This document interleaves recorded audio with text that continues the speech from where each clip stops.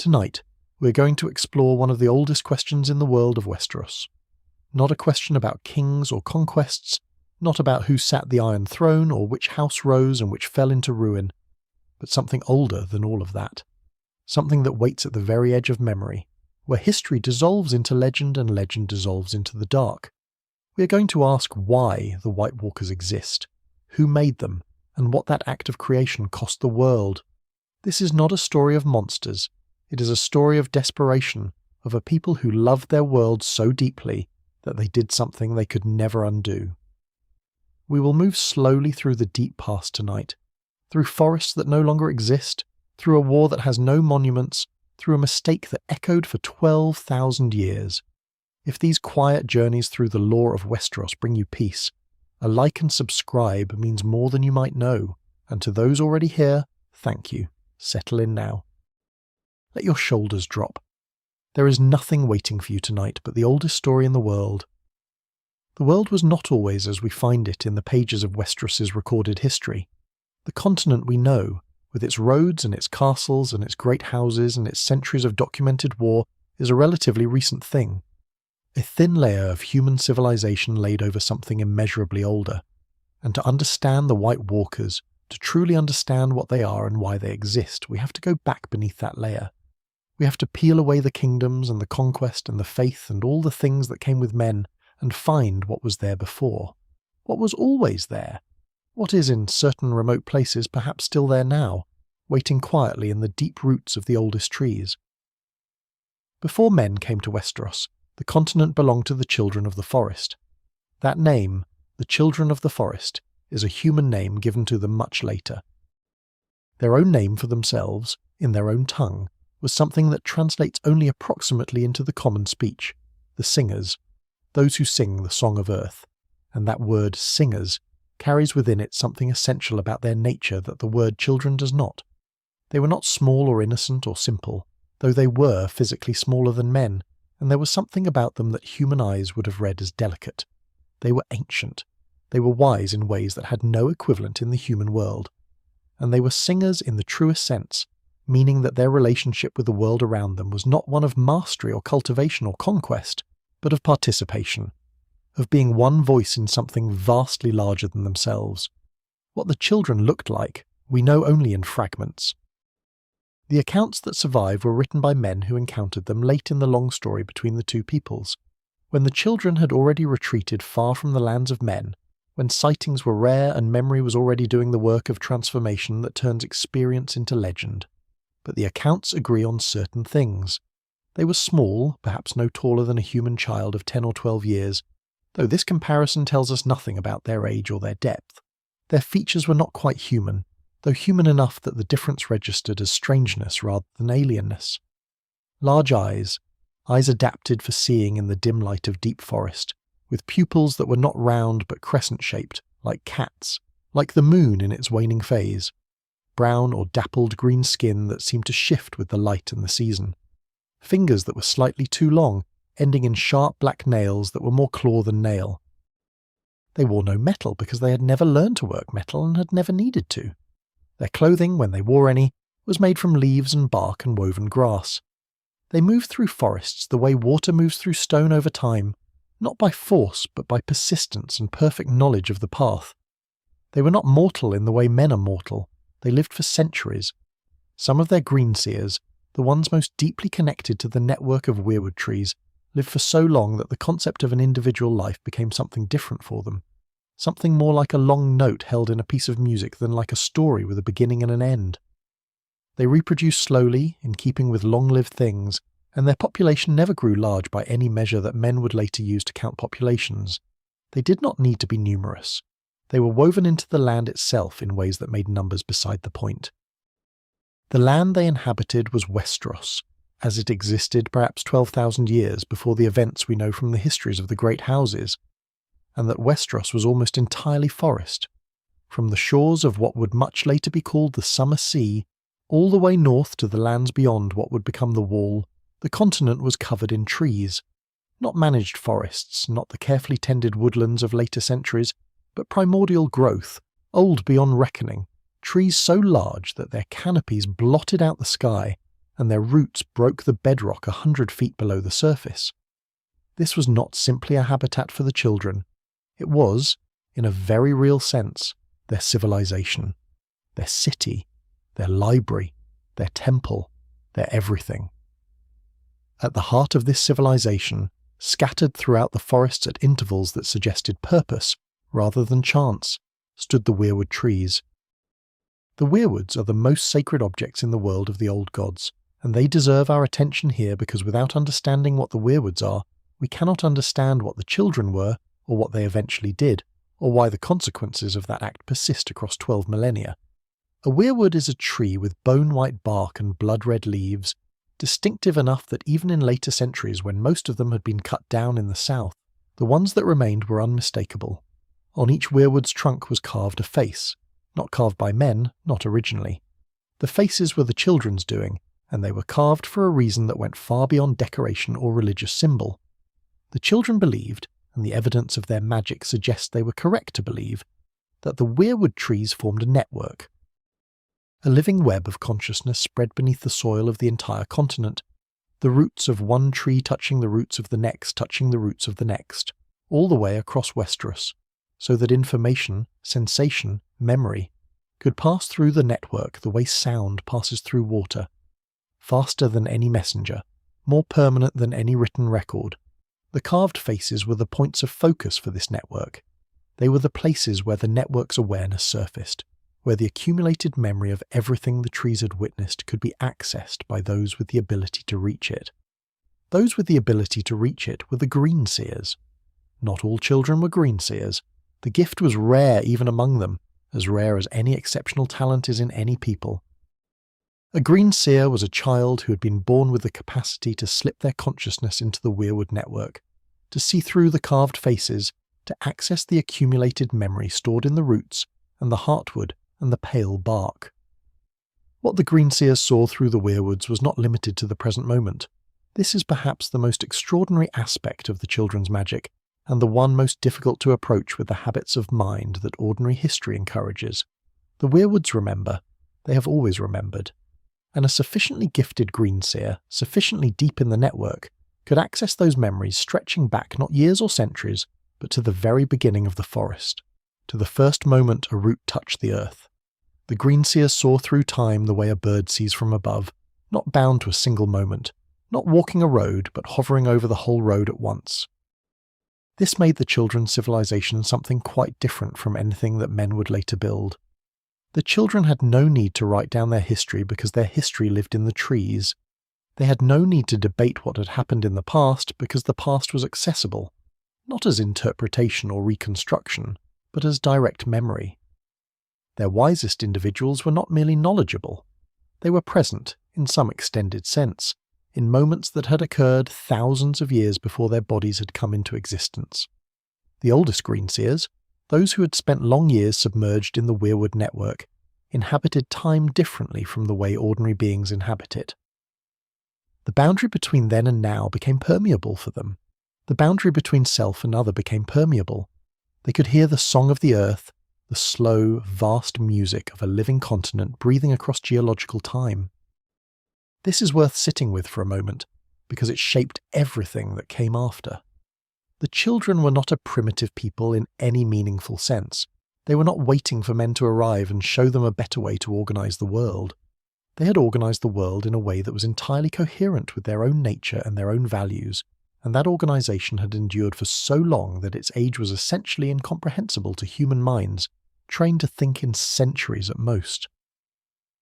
When we hear that the children had lived in Westeros for unknown thousands of years before men arrived, we have a tendency to convert that into something like a very long time, and then move on.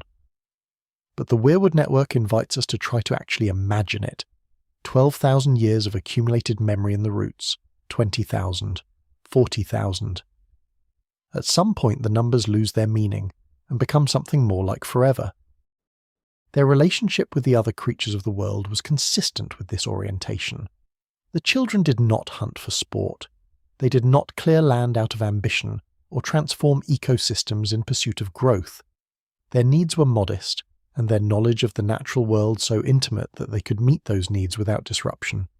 They lived among the animals of the ancient forest, the great elk and the shadow cats, and the things that now only names in old bestiaries, as participants rather than as masters. They practiced a magic that was not about imposing will on the world, but about listening to what the world already wanted to do and helping it along. Fire was not their element. Cold was not their element. Their element was the living earth, the root and the seed, the slow patient work of growth. There were singers among them who could speak to animals, who could slip their awareness into the consciousness of a bird or a wolf and see through those eyes, feel through those senses. This ability, which would much later appear in attenuated form in certain humans with the old blood in their veins, was for the children simply one expression of the general principle of their existence. Everything was connected. Nothing was wholly other. The weirwood network was the most complete expression of this principle, but the principle extended through all of their practices. Their dead were given back to the earth, not buried as men would later bury their dead, but returned, placed at the roots of weirwood trees where the slow consumption of their substance became part of the network. A child who died did not simply cease. They became part of the accumulated memory.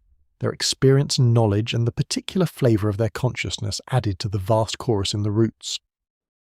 This is not metaphorical or spiritual in the way that human funerary traditions tend to be metaphorical or spiritual. For the children, it was literally true. The dead remained present in the trees. Their voices joined the song. It was a complete world, a world without obvious lack, a civilization of tremendous subtlety and depth, built not of stone and iron, but of living wood and patient knowledge, sustained not by expansion and resource extraction, but by deep participation in the rhythms of a continent-sized ecology. The children had no ambition to grow beyond what they were. They had no concept of elsewhere, no sense that the world beyond their forests was something to be claimed. They were, in the fullest possible sense, at home. And then the first men came across the land bridge from Essos, and the world the children had inhabited for all those uncountable thousands of years began, slowly, and then less slowly, to change. The arrival of the first men was not a single event. It was a process that unfolded across generations, perhaps centuries of gradual movement, small groups crossing the Arm of Dorne and spreading out across the new land they had found. What the first children to encounter the first men made of them, we cannot know in any precise way. We can imagine. We can look at what the first men were and what the children were and imagine the experience of collision. Here, suddenly, were beings unlike anything in the children's accumulated memory, taller, louder, moving through the forest not with knowledge and care, but with the directional confidence of people who had spent their entire history reshaping the world to fit their needs, rather than reshaping themselves to fit the world. And they were cutting down the trees. This is where the long piece would end. But that ending belongs to the next part of our journey. For now, let the image of that ancient world sit with you. A continent of white-bark trees, their red leaves catching a light that has not shone on Westeros for 12,000 years. Small figures moving between the trunks singing quietly. Faces carved in pale wood watching the forest, with eyes that have seen everything that has ever happened here and will see everything that is yet to come. A world that is whole, that is ancient, that is deeply, fundamentally at peace with itself. It will not be at peace much longer, but it was, for a very long time, it was. The peace did not end all at once. That is worth remembering as we move into this part of the story, because the temptation when looking back across 12,000 years is to flatten events into clean before and after, to draw a sharp line between the world that was and the world that became. But the first men did not arrive in Westeros the way a wave arrives on a shore, sudden and complete. They came slowly. They came in the way that all truly consequential things come, gradually enough that each individual moment seemed manageable, each individual change seemed like something that might be absorbed, until enough moments had accumulated that the world on one side of them was unrecognizable from the world on the other. The land bridge that brought the first men into Westeros connected the eastern edge of the continent to the land mass of Essos, at the place where the Summer Sea and the Narrow Sea nearly meet, in the region that would much later be known as Dorne. This bridge, the Arm of Dorne as it would eventually be called even after it was no longer a bridge at all, but only a chain of islands trailing into the water like the bones of something vast, was not a dramatic passage. It was simply land, solid ground extending between two continents, wide enough in places to accommodate the movement of large groups of people along with their animals, their sledges, their dogs, their horses. The first men were not explorers in any romantic sense. They were not searching for Westeros specifically. They were moving as peoples have always moved, because the land behind them was crowded or exhausted or contested, because the horizon ahead offered the possibility of more, and because human beings have always found it easier to move toward the unknown than to stop wanting. The first men were not a single unified people. This is important. They did not make a collective decision to cross the Arm of Dorne the way Aegon Targaryen made a collective decision to sail from Dragonstone.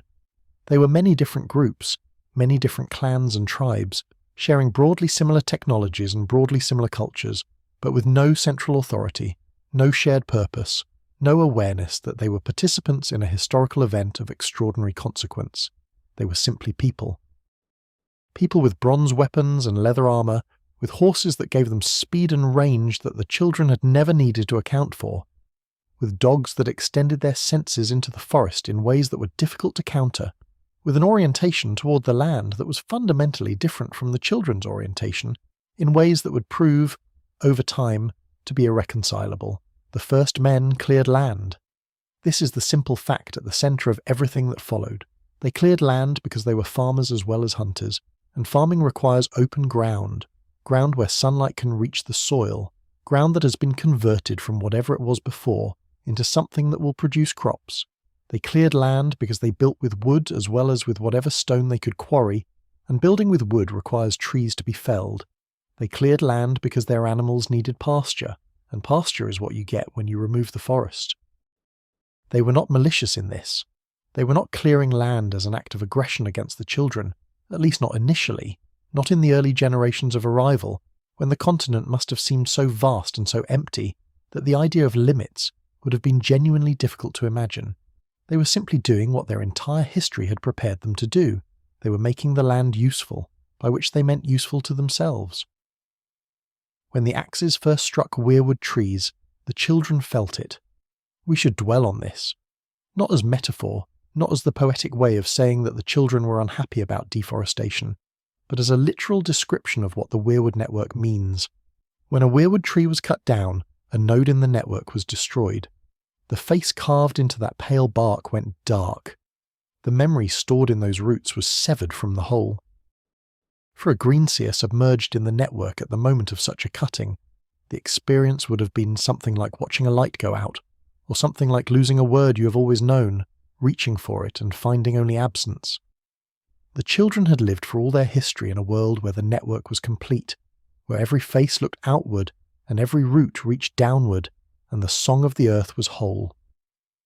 The first cuttings introduced a new kind of silence into that song, a silence that had no precedent in the accumulated memory of the trees. The children's initial responses to the first men were cautious, and in retrospect perhaps fatally slow. They were not a people accustomed to urgency. Their entire civilization was built on patience, on the understanding that things which have been growing for thousands of years cannot be threatened by anything that moves at human speed.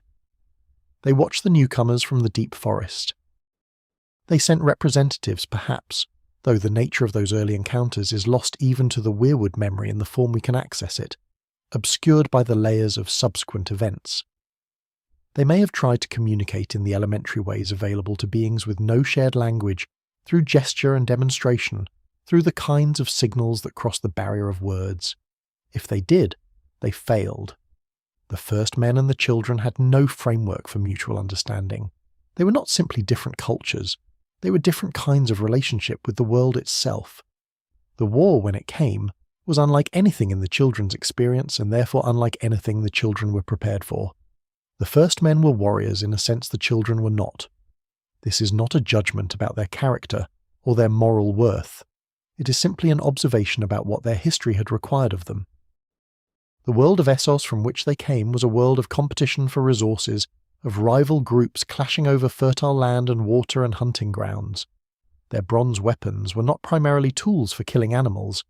They were instruments developed through generations of conflict with other humans, refined and adapted and improved through the specific pressures of warfare between people who are roughly equal in capability and therefore forced to innovate continuously. Their horses gave them speed that the children, fighting on foot in the forest, could not match in open country. Their dogs could track through undergrowth that offered the children concealment, but not true hiding. Their numbers grew with each passing generation while the children's numbers stayed constant or declined. The children had magic. This needs to be said clearly, because the temptation is to assume that magic is the great equalizer, that a people with access to the supernatural are by definition more powerful than a people without it. But the children's magic was not the kind of magic that wins battles between large numbers of determined warriors. It was the magic of living things, of root and seed, and the slow processes of growth. It was the magic of connection and communication, of seeing and knowing and remembering. It was genuinely extraordinary and genuinely powerful, but it was not designed for war any more than a library is designed for war. You can use a library as a fortress in extremis. It will not serve as well as a fortress. The Greenseers could see the movements of the First Men's groups through the weirwood network. They knew where the axes would fall next, which groves were threatened, which faces would go dark in the days or seasons ahead. This knowledge was agonizing because knowledge without the power to act on it is a particular kind of torment. They could watch. They could warn the children in the path of approaching groups. They could not stop the approach itself. The children tried other things. The stories that filtered down through human oral tradition, distorted by centuries of retelling, but perhaps not entirely without foundation, speak of the creatures of the forest being turned against the first men, of plants growing with unnatural speed to block paths and reclaim cleared ground, of animals behaving in coordinated and purposeful ways that hunters found difficult to explain, of fevers that struck camps near weirwood groves, of ground that seemed to swallow men, of sounds in the night that drove horses mad with terror. Whether these were the children's deliberate acts or the natural resistance of an ecosystem to disruption, or both, they were not sufficient. They slowed the advance, they did not stop it. There is an account, surviving in fragments, of a great summoning made by the oldest Greenseers in the deepest part of what would become the Wolfswood, a gathering of those who had spent the longest time in the weirwood network, who had travelled furthest into the accumulated memory of the trees. What they attempted in that gathering the stories do not clearly say. Some versions speak of an effort to wake something in the earth, something older than the children themselves, something that slept in the deep stone of the continent. If such an effort was made, it failed, or its results were not what was intended, or perhaps it succeeded, and what was woken was not quite what the Greenseers had hoped. The stories are too fragmented to say with confidence. What we know with greater confidence is this. At some point in the long war between the children and the first men, something was done to the Arm of Dorne. The event is remembered in legend as the Hammer of the Waters. The accounts of it are not consistent in their details, but they agree in their broad shape. The children, or the most powerful of the children's Greenseers, called on forces beyond the ordinary range of their magic and brought them to bear on the narrow land bridge connecting Westeros to Essos. What happened to that land bridge was not gradual erosion, or the slow work of sea and weather. It was catastrophic. The land broke. The sea rushed in. Where there had been solid ground connecting the two continents, there was suddenly open water, and where there had been a broad coastal plain, along the eastern shores of what would become Dorne, there were now only islands, the last remnants of the broken arm, scattered across a stretch of sea that no longer had a name. The consequences of this act were not what the children had hoped. The Hammer of the Waters was too late. Too many first men had already crossed. The ones who remained in Essos were now permanently separated from the ones who had come to Westeros, which resolved one problem in a sense, but the problem it resolved was the problem of further arrivals, the problem of the first men already present, already clearing and burning and expanding through the forests, remained completely unchanged. The Arm of Dorne was broken. The clearing of weirwood continued.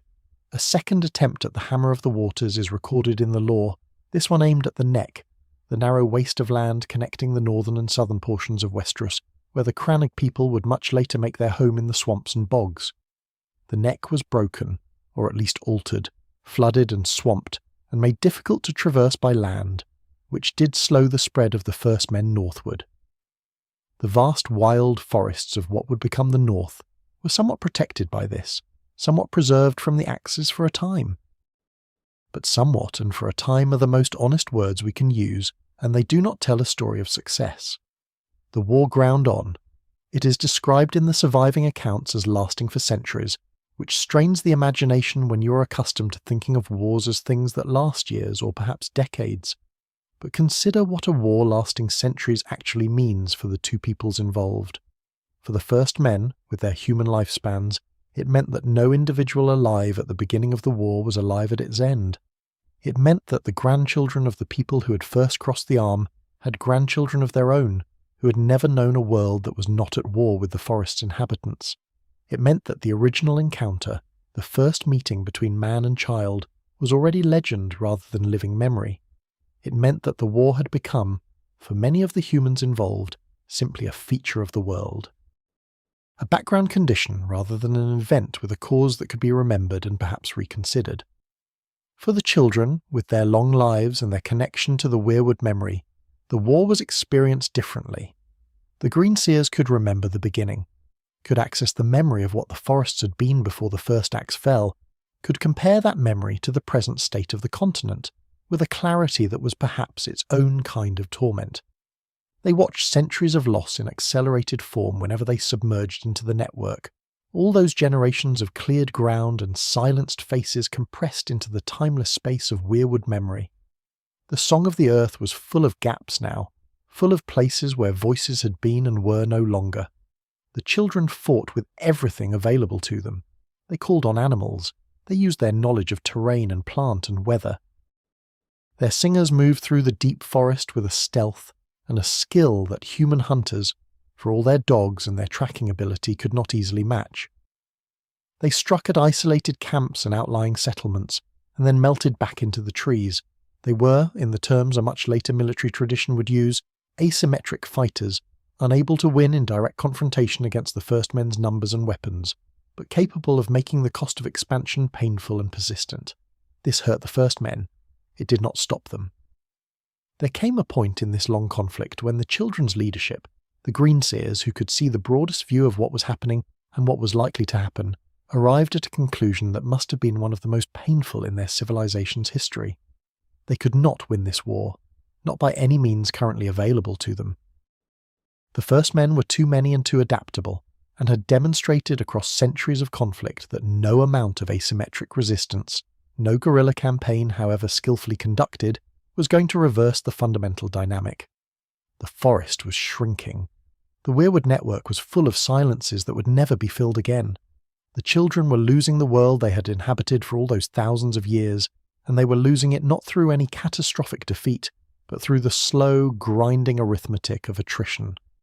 What do you do when you cannot win? This question, sitting at the heart of the children's long predicament, is one that has no easy answer in any world.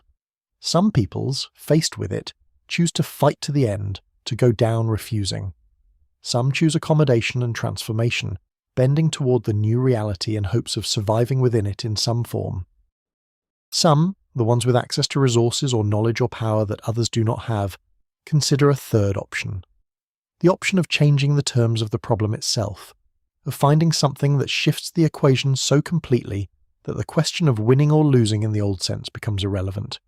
The children of the forest were not out of magic. They had been using the gentler expressions of their power throughout the war. The living world turned toward resistance. But the weirwood network held memories of older things, deeper things, practices that the living children had never employed because they had never been desperate enough to need them, because the civilization built on patience and participation, and the slow rhythms of the living world had never before faced a threat that moved at human speed and refused to stop. The children began to consider what they had not previously been willing to consider. They began to look at what lay at the far end of their oldest memories, at what the network remembered from its earliest and deepest reaches, at the possibilities encoded in the most ancient layers of their accumulated knowledge. The Greenseers spent longer and longer in the weirwood, going deeper than they had gone before, reaching for memories that predated the pact, that predated the war, that predated even the earliest records of what the children had been and what they had known how to do. What they found there, in those deep cold reaches of the network's memory, is where our story turns toward its darkest and most consequential chapter. That turn does not belong to this part of the journey. What belongs here, at the end of this long movement through the children's war with men, is a moment of stillness, a pause before the choice. Imagine the oldest of the green seers in those final centuries before the Pact, deep in the weirwood network surrounded by the accumulated song of the earth. Able to hear, in one direction, the memories of what the forest had been, able to feel, in another direction, the spreading silences where the network had been cut, the faces gone dark, the roots dead and rotting beneath fields that had once been old growth, understanding, with the complete clarity that deep green sight provides, what was happening and what would continue to happen. What, at the current rate of loss, the weirwood network would look like in another 100 years, another 500. And somewhere in the deep old memory, a door, something that had always been there, accessible in principle, never opened because there had never been a reason to open it. Something that the earth remembered because the earth remembers everything, even the things it would be better to forget. The question forming, unavoidable, in the consciousness of the oldest singer, whether the door should be opened. Whether the preservation of what remained justified the crossing of a threshold that, once crossed, could never be recrossed. That question is the hinge on which everything turns. It is where the story of the children and the story of the White Walkers become the same story, and it is where we will go next, when we are ready, together. For now, let the long war settle into distance. Let the sound of axes in ancient wood grow quiet. There is no hurry. The night is deep and the story will keep patient as the oldest trees waiting in the roots. The door did not open yet. That is the thing to hold on to as we move into this next part of the story. The oldest greenseers found that door in the deepest reaches of the weirwood memory, felt its weight and its cold and the particular quality of what lay behind it. And then, for a time, they turned away, because something else happened first. Something that neither the children nor the first men had fully expected, given how long and how bitterly they had been fighting. The war ended, not with the destruction of one side or the exhaustion of both into collapse, but with something rare and in many ways more extraordinary, an agreement, a genuine attempt by two peoples who had spent centuries doing their utmost to harm each other, to find a way to share a world. The Pact of the Isle of Faces is what the histories call it. When the histories mention it at all, which is less often than it deserves, it sits at a strange angle to the rest of Westerosi recorded history, too old to be documented in any conventional sense, too important to be dismissed as pure legend. The masters of the Citadel, who have studied it most carefully, tend to treat it as a real event that has acquired legendary elaboration over 12,000 years of retelling, which is almost certainly the correct approach. Something happened on that island in the God's Eye, something was agreed, and the world that came after was different from the world that came before, in ways that persisted, in attenuated and transformed form, all the way to the present age. The God's Eye is a lake in the middle of what would much later become the Riverlands, in the heartland of the continent, roughly equidistant from the northern forests and the southern shores. It is a large lake, wide enough that you cannot see across it on a cloudy day, and it has always had a quality that travellers remark on, a stillness, a depth, a sense of being watched from below or from the reeds at the shoreline. In the centre of the God's Eye sits a small island, an island with no name that men use openly, though the children had names for it in their own tongue that translated into something like the navel of the world, or the place where the song is loudest, or simply the heart. On that island, and this is the detail that survives most consistently across all the versions of the story, stood a grove of weirwood trees, ancient even by the children's measure. Their faces, the oldest carved faces in all of Westeros, worn by weather and time into expressions of such patient gravity that human visitors, when any came in later centuries, found it difficult to look at them directly. How the pact came to be negotiated is less clear than the fact that it was. The versions vary. Some say the children approached the First Men's leaders, sending emissaries from the deep forest to the camps and settlements of the humans, carrying branches of weirwood as a sign of their intent. Some say it was the First Men who sought terms, certain groups of them who had lived long enough in Westeros that the land had begun to feel like home, who had begun to sense in some inarticulate way that what they were doing to the forests was doing something to the quality of the world they now lived in, making it less than it had been. Some versions say it was neither side that initiated, but rather the Greenseers who engineered the meeting, working through dreams and visions sent along the weirwood network to nudge certain human leaders toward a particular conclusion. This last version is interesting because it is entirely consistent with what we know about how Greensight works. The Greenseers could send their consciousness not only through the weirwood faces but through the dreams of those sleeping near weirwood trees. They could not compel, they could not control, but they could suggest. They could place an image, a feeling, a sense of direction into a sleeping mind, and let the sleeping mind do what sleeping minds do with images and feelings, which is to integrate them into the dreamer's own understanding of what is needed and what is possible. If the Greenseers did this, if they spent months or years carefully nudging certain First Men toward the idea of negotiation, then the pact was not spontaneous. It was cultivated. Grown in the slow, patient way the children grew everything, from a seed of possibility into something solid enough to stand on. What is certain is that representatives of both peoples came to the island in the God's Eye. How they crossed the water to reach it, whether by boat or by reed raft or by some method that has not survived in the accounts, is not recorded. What is recorded, in the oldest human oral traditions and in the fragments of written history that the maesters have managed to preserve from the early Andal period, is that the meeting happened, that the two peoples sat together on that island, in the shadow of those ancient weirwood faces, and made an agreement that would hold in its broad outlines for 2,000 years. The terms of the pact were territorial in their structure. The open lands, the coasts and the plains and the rolling hills between the forests would belong to the First Men. They could farm there, build there, graze their animals there. The forests would belong to the children. The old growth, the deep wood, the groves of weirwood above all would be left untouched. No axes in the weirwood. That was the core of it. Whatever else was negotiated, whatever specific boundaries and exceptions and provisions were agreed upon in those discussions on the island, the absolute centre of the pact was this. The weirwood trees would not be cut. In return for this, the children offered something that was not nothing. Their magic, their capacity to hurt and to harass, and to make the lives of people living near the deep forest difficult in ways that were hard to defend against, would be turned off. The guerrilla war would end. The animals would stop being weaponized. The fevers and the sounds in the night and the plants growing to reclaim cleared land would cease.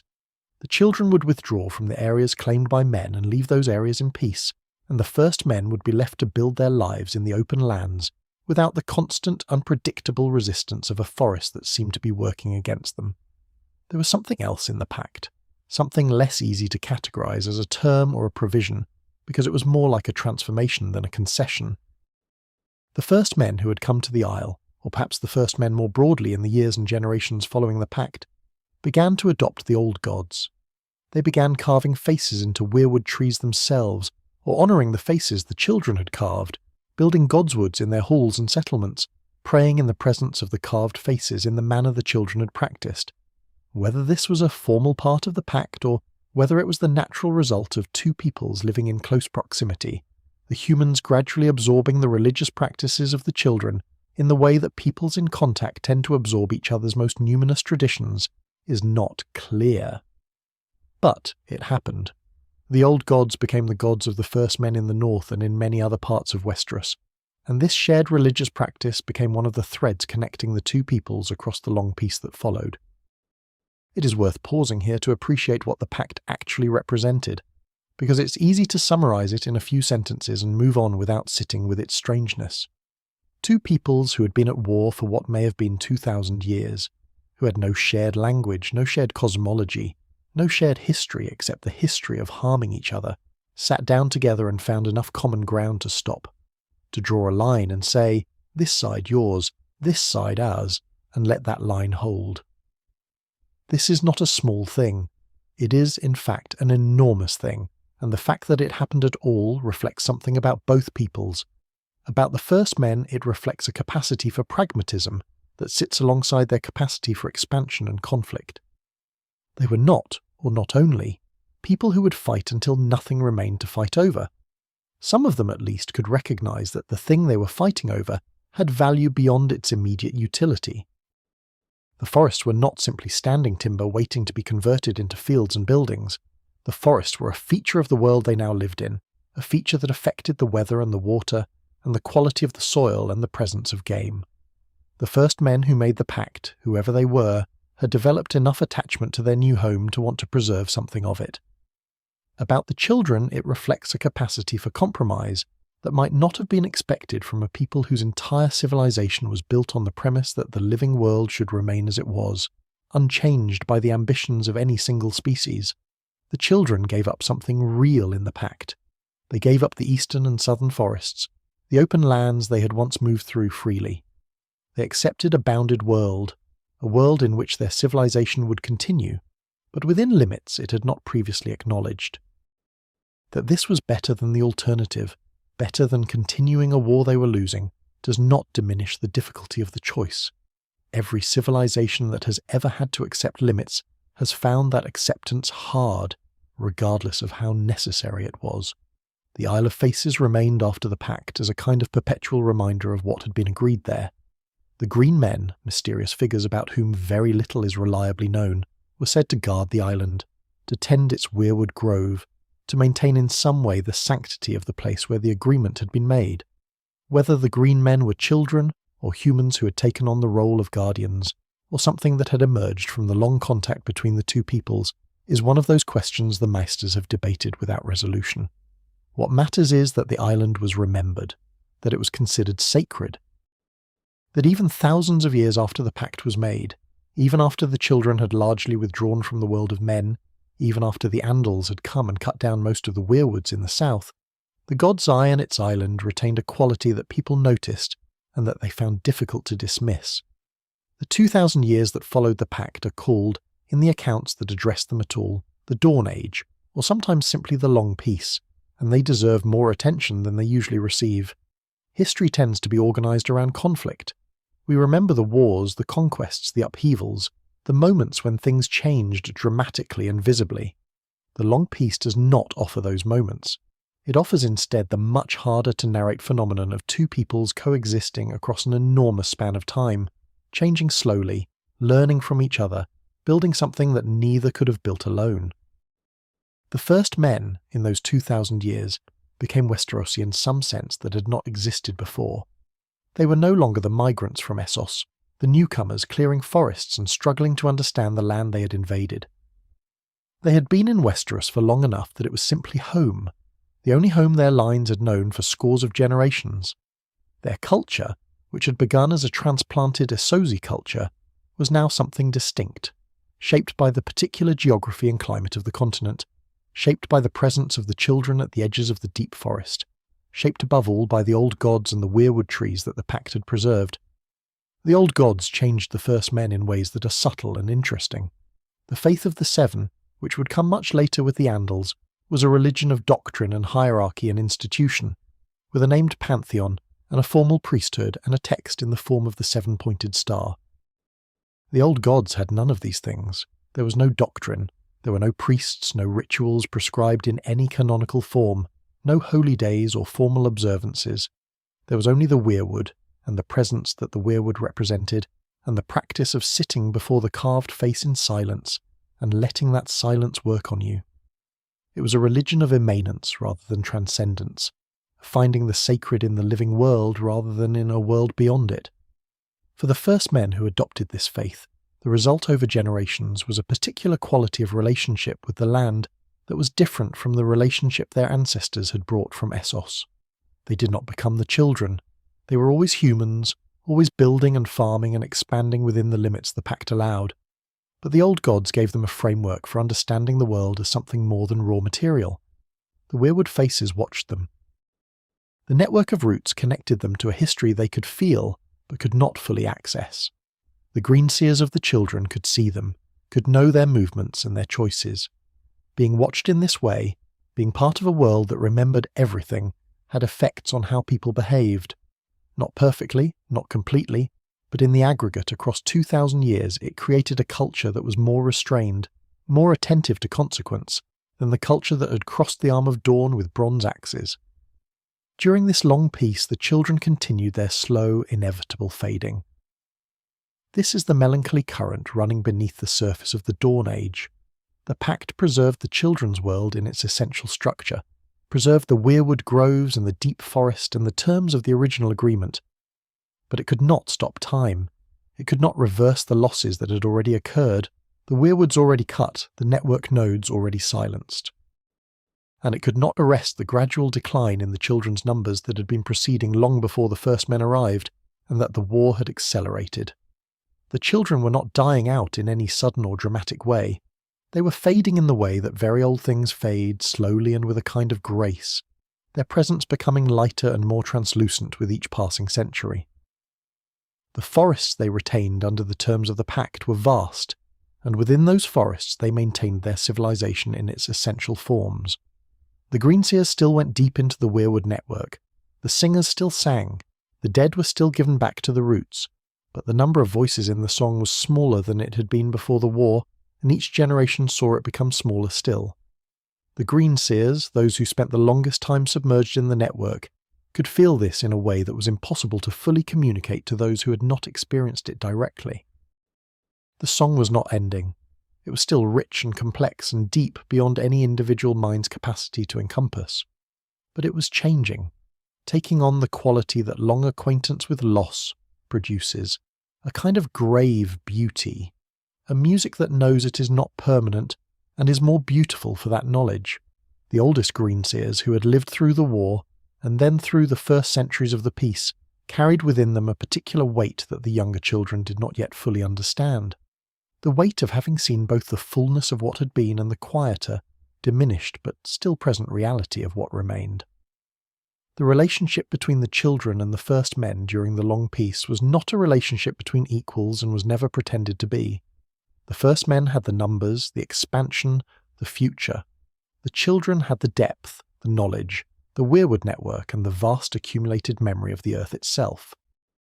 They moved in different registers of time. A first men farmer living his life in a single century had very little direct contact with the children, unless he lived near the edge of the deep forest, and even then the contact was more often a feeling, a quality of attention in the air near old weirwoods than an actual encounter. The children were becoming, even within their own lifetimes in this period, something between neighbours and legends. But the Greenseers watched. Through all those centuries of the long peace, the faces in the weirwood trees looked out over the settlements of the first men, over the godswoods built in the centres of their halls, over the children of the first men being taught to pray before the carved faces, over the slow transformation of the continent into something neither purely wild nor purely settled, but somewhere in between. The Greenseers watched and remembered. They remembered what the forests had been. They remembered the war. They remembered the pact and the island and the old weirwood faces with their weathered gravity, and in the deepest reaches of their long contemplation, the oldest of them kept returning to what they had found there at the bottom of the network's memory in those desperate last years of the war, that door, still there, still closed, still cold. The peace had made it possible to turn away from the door. The pact had answered the immediate crisis, had preserved enough of what mattered to make the thought of the door unnecessary for a time. The children were still here, the weirwoods were still standing, the song continued. There was no need for whatever lay behind that door. But the oldest Greenseers were patient enough and clear-sighted enough not to confuse having no current need with having no future need. They kept the memory of the door. They kept the knowledge of what lay behind it, the theory of it if not the practice, the understanding of what it would require and what it would cost and what it might produce. They kept it the way you keep something you hope never to use but cannot afford to throw away. The way a people who have survived a long war keep a knowledge of weapons even in peacetime, not because they want to use them, but because survival has taught them that the desire not to use something is not the same as the guarantee of never needing it. The long peace continued. 2,000 years is a time almost too large to hold in the mind. The first men built and farmed and quarrelled with each other in the ways that humans quarrel, small wars and feuds and the ordinary violence of a culture that had not lost its bronze weapons, just because it had lost its appetite for war with the forest. The weirwood faces watched. The children sang their slow songs in the deep forest, fewer voices each generation but still present, still audible to those with the ears to hear. The God's Eye lay still in the middle of the continent, its island tended by the green men in whatever form they took in those years, the memory of the pact held in the roots of those ancient trees, and then, in a way that no single account fully captures, because catastrophes of sufficient magnitude resist the kind of precise documentation that lesser events permit. The world changed again.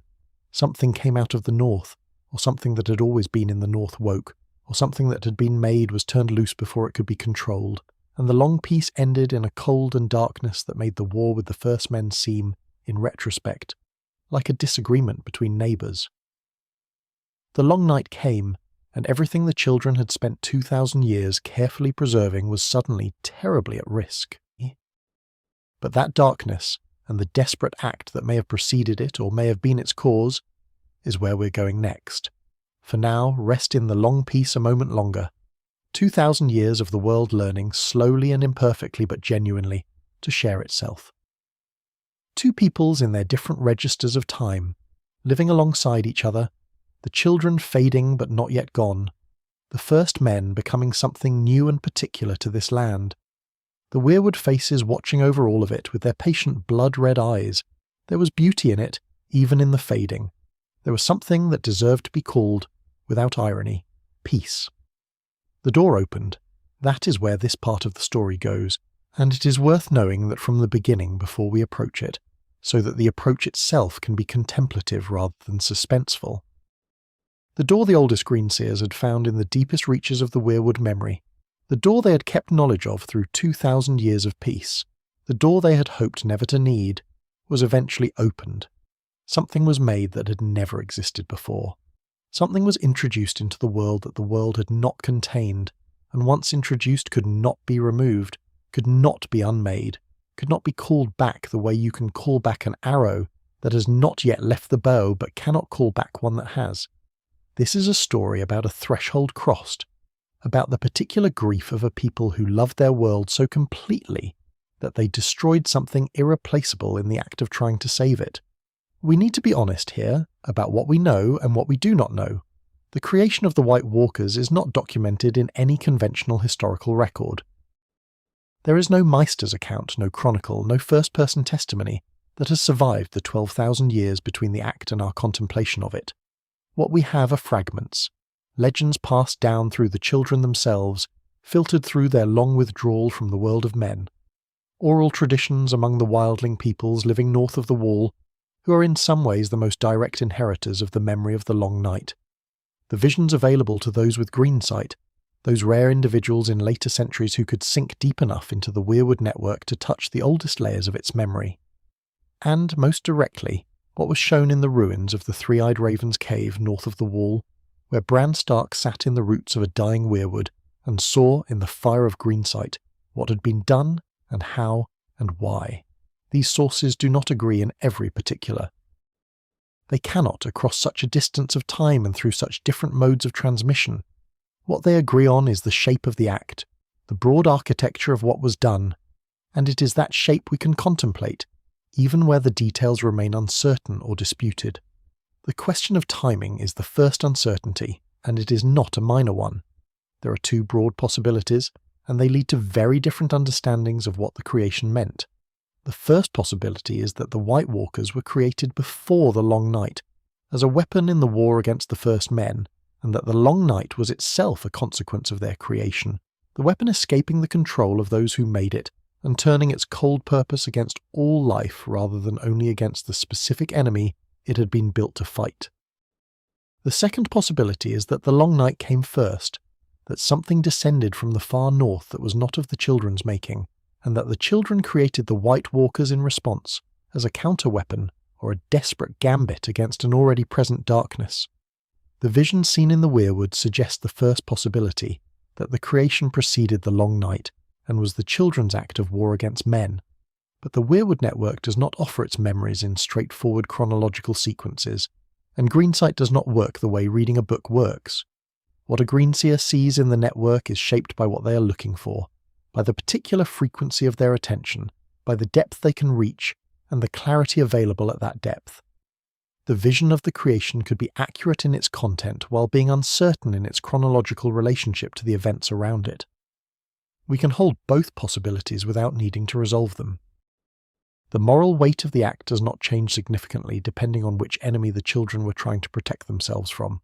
What we know is this. The children needed something they did not have.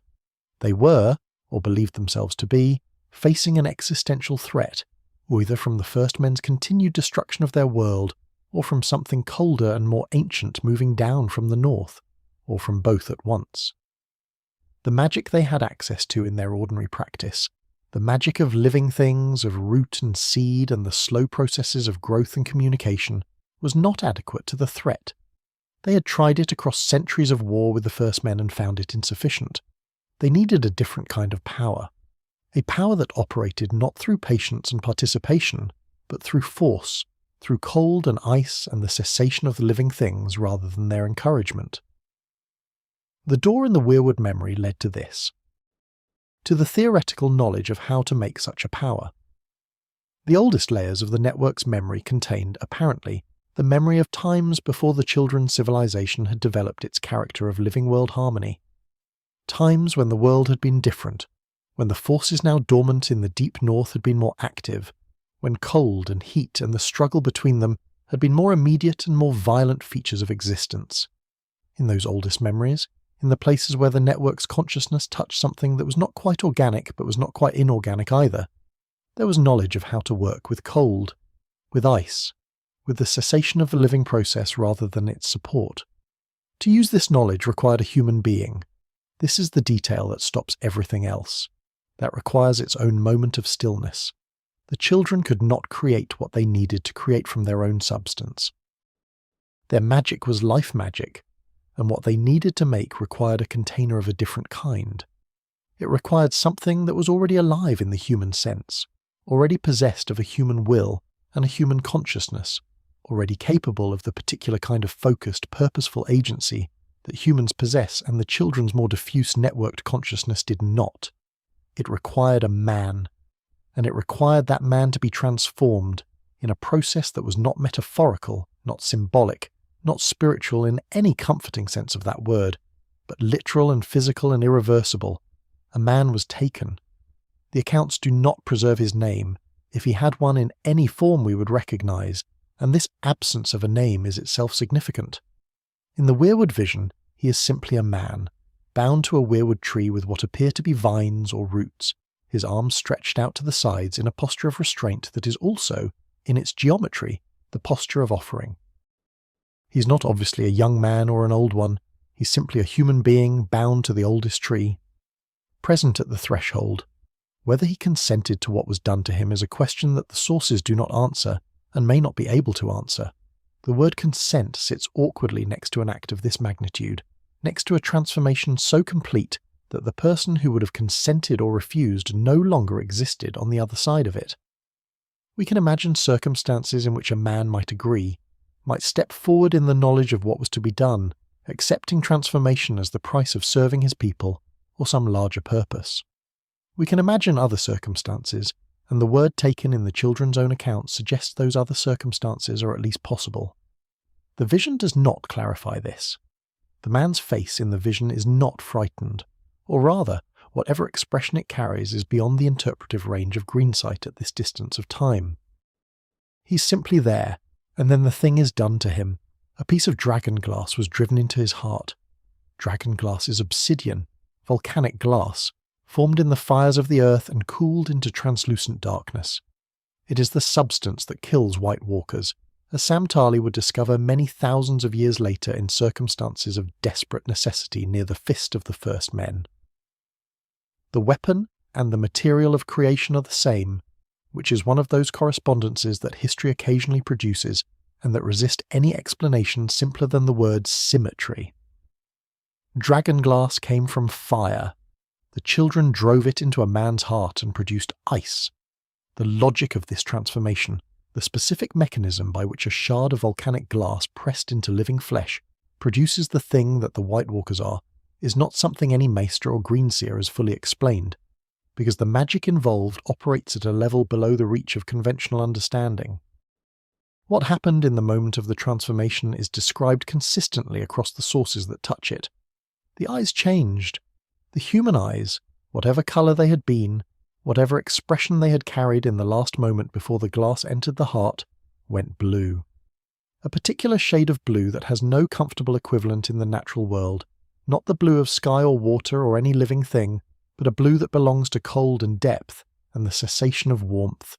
The blue of ice in the deepest part of a glacier where the pressure has pushed out all the air and what remains is pure and ancient and utterly without mercy. And something that had been human was no longer human. We should sit with this, not with horror, which is not the right register for contemplating something this old and this consequential, but with the kind of seriousness that the act deserves.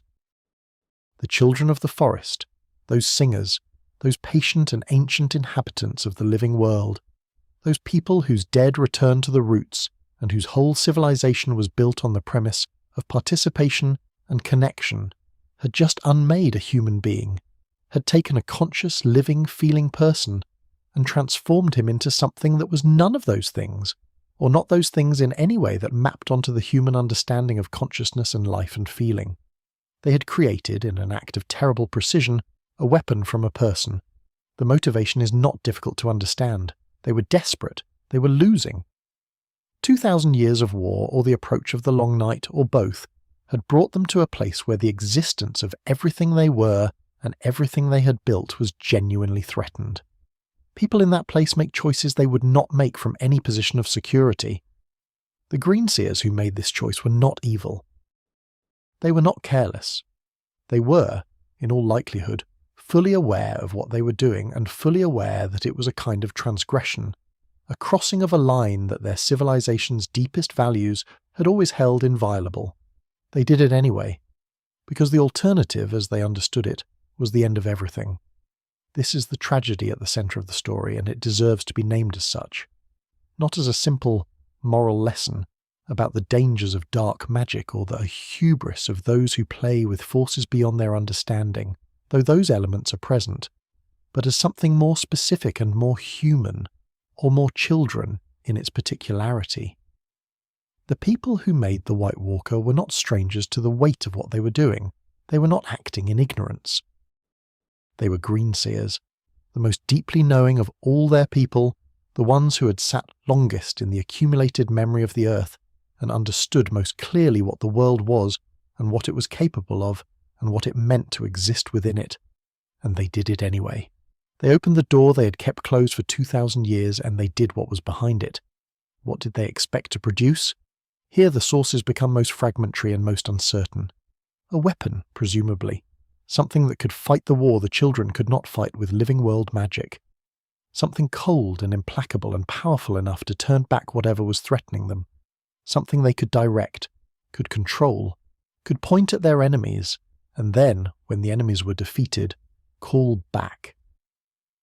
Perhaps they imagined a kind of powerful spirit, bound by the same principles of connection and direction that governed the lesser forms of their magic.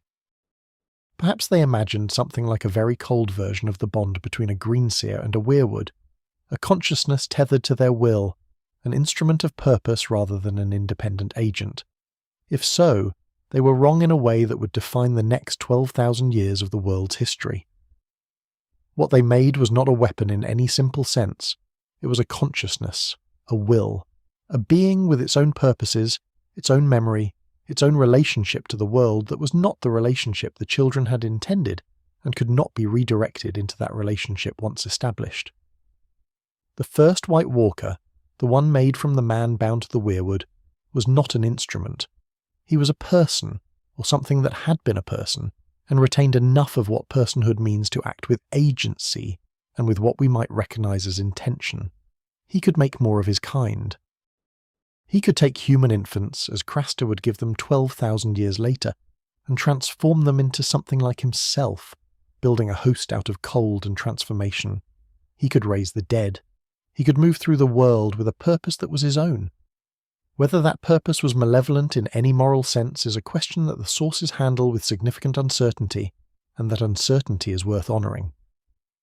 The White Walkers in the accounts of the Long Night came for the living. They raised the dead to fight for them. They brought a cold that killed crops and froze rivers and made the ordinary sustenance of life impossible across a vast swathe of the continent. They were, in their effects, catastrophic for every living thing in their path. But catastrophic effects are not the same as malevolent intentions, and the distinction matters for how we understand what the children made. A weapon built to end life does not hate life. It simply ends it. The first White Walker had been a human being. He carried within him whatever remained of that human consciousness after the transformation, compressed or altered or translated into a form suited to cold and ice, and the particular mode of existence the dragonglass had produced. Whether that carried over consciousness experienced what it was doing as purpose, or as compulsion, or as something for which we have no adequate word is impossible to know. Whether he remembered being bound to the weirwood tree, remembered the moment the glass entered his heart, remembered whatever his life had been before that moment, the greenseers who made him could perhaps have told you if the weirwood network retains that level of intimacy with what was made. Perhaps it does. Perhaps in the very deepest layers of the oldest trees there is a memory of what he was before, of the man whose name we do not know, living his ordinary human life in a world that was at war. The children, when they understood what they had made, must have felt the full weight of that understanding descend on them. There is a moment in every act of terrible necessity when the necessity falls away, and what remains is simply the act itself, stripped of its justifications, present in its bare reality. The children had opened the door. They had crossed the threshold. The weapon they had made was not a weapon in any meaningful sense. It was a new kind of being in the world, a kind of being the world had not contained before, and the world was not the same for containing it. Whether they made more, whether the first walker made more independently, without the children's direction, whether the long night was already beginning and what the children made simply joined and amplified, a darkness already in motion. These questions arrange themselves around the central fact without resolving it. The central fact is the creation itself, the man, the weirwood, the dragonglass. The eyes going blue. The weirwood network remembers this. Somewhere in the roots beneath the continent, in the nodes that have survived 12,000 years of cutting and burning, and the general human tendency to remove what is ancient and inconvenient, the memory of that act persists. The greenseers who have gone deep enough have found it. Bran Stark found it. The three-eyed raven, who spent decades growing into the weirwood beneath the mountain, knew it. It is not hidden. The network does not hide things. It only makes them available to those willing to go deep enough and sit still enough and bear what they find. There is something almost unbearable about the image of the weirwood face watching the transformation it hosted. The tree to which the man was bound was the instrument of his changing, the conduit through which the children's oldest magic was channeled into the act of creation. The face carved in that bark was watching, the eyes in the wood were open, and that watching entered the network and became part of the permanent memory, the thing that cannot be unremembered because the trees do not choose what to remember. They remember everything, including what they wish. If wishing were available to them, they did not have to remember. The children spent a long time afterward in a particular kind of relationship with what they had done. The sources do not record a moment of celebration, no sense that the creation of the White Walker was experienced as a victory or a solution. The legends that filter through to us carry a quality more like the aftermath of an irreversible decision than the aftermath of a successful plan. The door was closed again, in a sense, in that the act was not repeated, or not repeatedly, but the door being closed again changes nothing about what passed through it. You can close a door. You cannot uncreate what entered the world through it. The forests were still there, the weirwood faces still watched. The song of the earth was still audible in the roots, its 12,000 years of accumulated memory still present, still available to those who could reach it. But now the song contained something new, a cold note, low and persistent, at the very edge of hearing, something that had not been there in all the uncountable years before. The children had been, for all their ancient history, singers of life. Now they had made something that sang a different kind of song entirely, and that song, once begun, would not stop for a very long time. The long night was coming. Whether the children made it come, or whether they made the White Walker in response to its coming, or both, is a question we will sit with as we move into the next part of our journey. What we know, sitting here in the quiet of this long contemplation, is that something was crossed that should not have been crossed, in the service of a need that was entirely real. We know that the world afterward was not the world before. We know that what was made in that act of desperate creation is still in the world 12,000 years later, still moving through the long night's memories, still the answer to a question that haunts every quiet corner of Westerosi history. Why do they exist? Because a people who loved their world too much to watch it die made a choice they could not take back. That is why. Let that answer settle in the dark and the quiet, where answers go when they are complete but not comfortable. Let it settle and rest, and we will follow the cold northward when you are ready. The darkness came slowly, and then it did not come slowly at all. That is how the accounts describe it. Or rather, that is the shape that emerges when you lay the various accounts alongside each other and look at what they share. The long night did not arrive the way an ordinary winter arrives, with the gradual shortening of days and the first frosts appearing in the morning and the slow withdrawal of warmth from the soil. It arrived the way a door closes in a room where a fire has been burning, where the warmth is immediately, palpably, replaced by something else, something that is not simply the absence of warmth, but has its own quality, its own presence, its own weight. The cold of the long night was not ordinary cold. Everyone who has tried to describe it in the fragments that survive reaches for this distinction first. It was cold the way darkness is dark. Not merely the absence of the opposite thing, but a positive force with its own nature and its own intention. We should say clearly, before we go further into this, that the long night ended. The darkness did not win. Whatever came out of the north in those ancient years, whatever the long night was and wherever it originated, it retreated. The wall was built. The Night's Watch was founded. The world continued. We are here, many thousands of years later, contemplating these events from a position of safety that would have been unimaginable to the people living through them. The long night is history. It is memory in the weirwood roots. It is legend in the songs of the wildlings and the oldest passages of the Maester's records. It ended. Hold on to that as we move through what it was, because what it was is difficult, and knowing it ended makes the difficulty bearable. The long night lasted a generation. This is the figure most consistently preserved across the sources, though a generation is not a precise unit, and means something different in different contexts.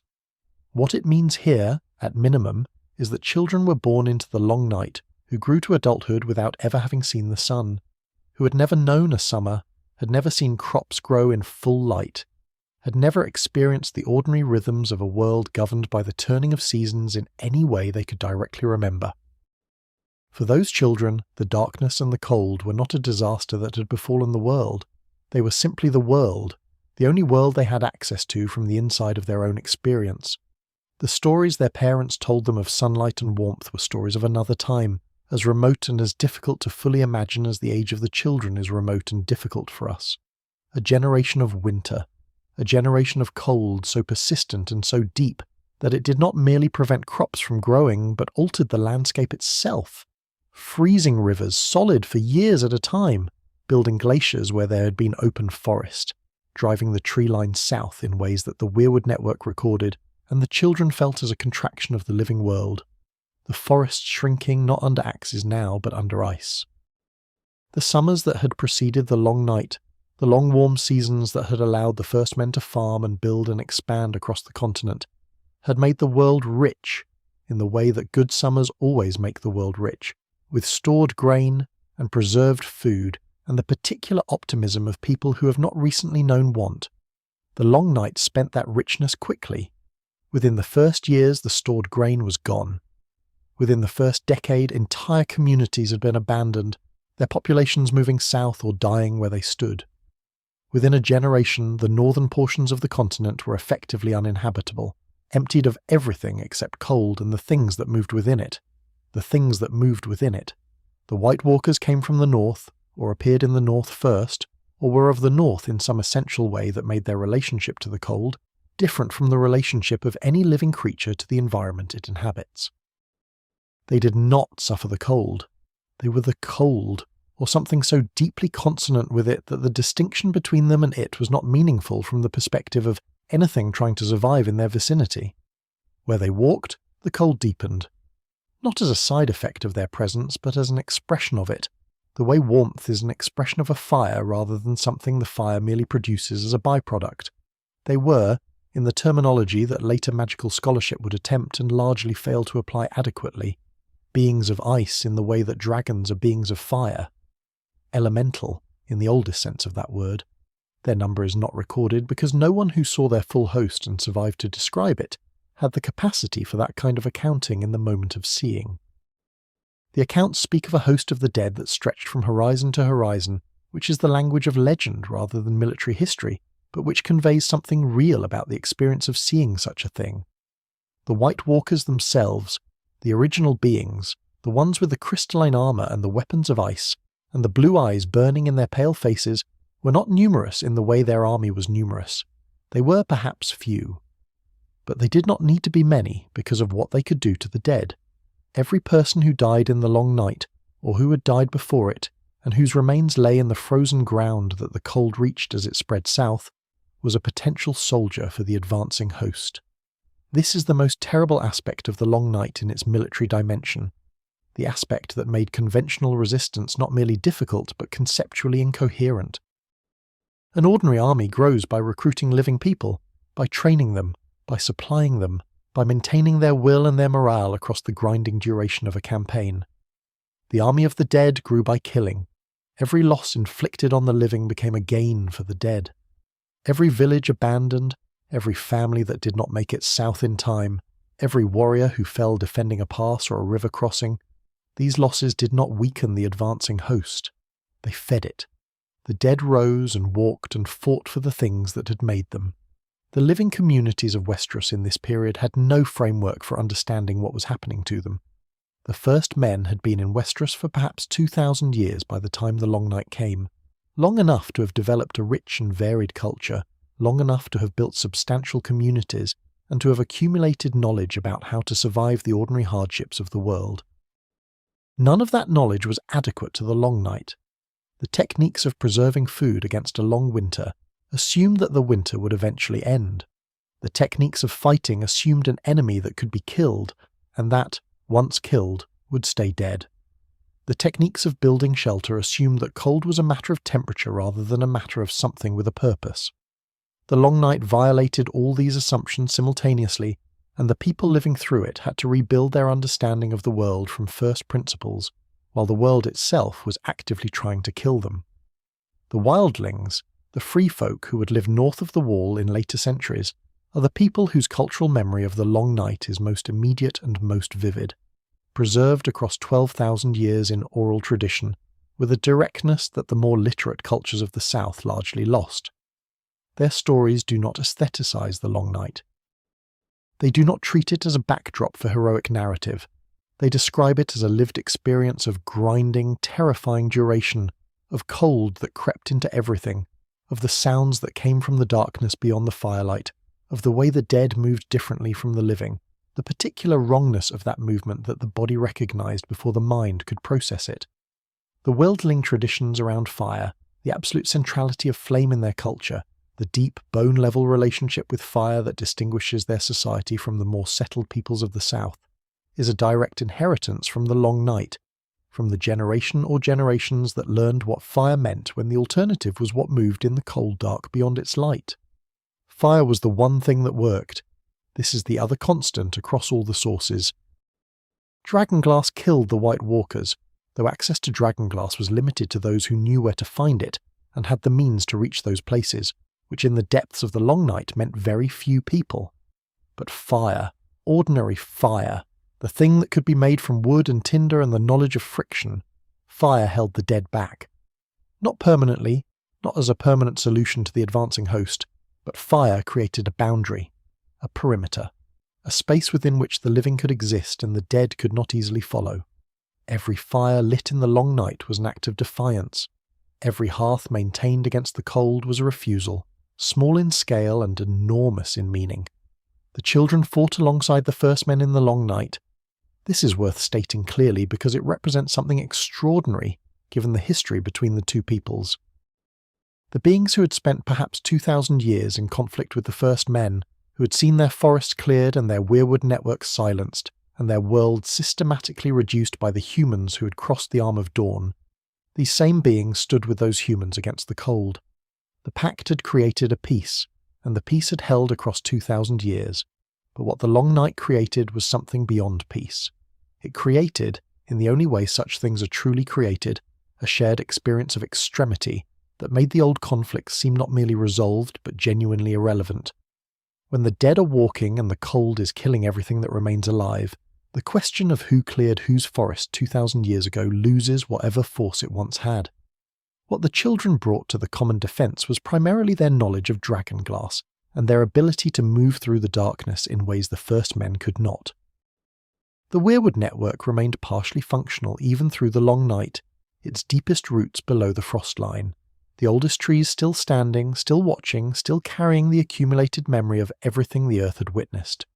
The green seers could still see, could still send awareness through the network, could still share information about the movement of the cold and the dead, in ways that the first men, dependent on physical scouts who were unlikely to return from the northern darkness, could not replicate. The children became, in the long night, something like the nervous system of the resistance, not fighting on the front lines in any conventional sense, but providing the intelligence and the guidance that allowed the living to make better decisions than they could have made without it. There is a legend, preserved in several independent traditions, that is usually called the story of the last hero. The details vary considerably between versions, as the details of legends always do across 12,000 years of retelling, but the core of it is consistent. A man, a hero in the sense that legend uses that word meaning someone who does what others cannot or will not, went north into the long night seeking the children of the forest, seeking specifically their knowledge, their dragonglass, their understanding of what the White Walkers were and how they could be fought. He went alone, or nearly alone, his companions falling away one by one to cold and darkness and the things that moved within it. His sword broke, as swords do in the cold, and he continued with a blade of dragonglass instead. He found what he was looking for, or it found him, and he returned, and what he brought back became the foundation of what was eventually done to end the long night. Who the last hero was in terms of name and house and specific historical identity, the sources do not agree and probably cannot agree.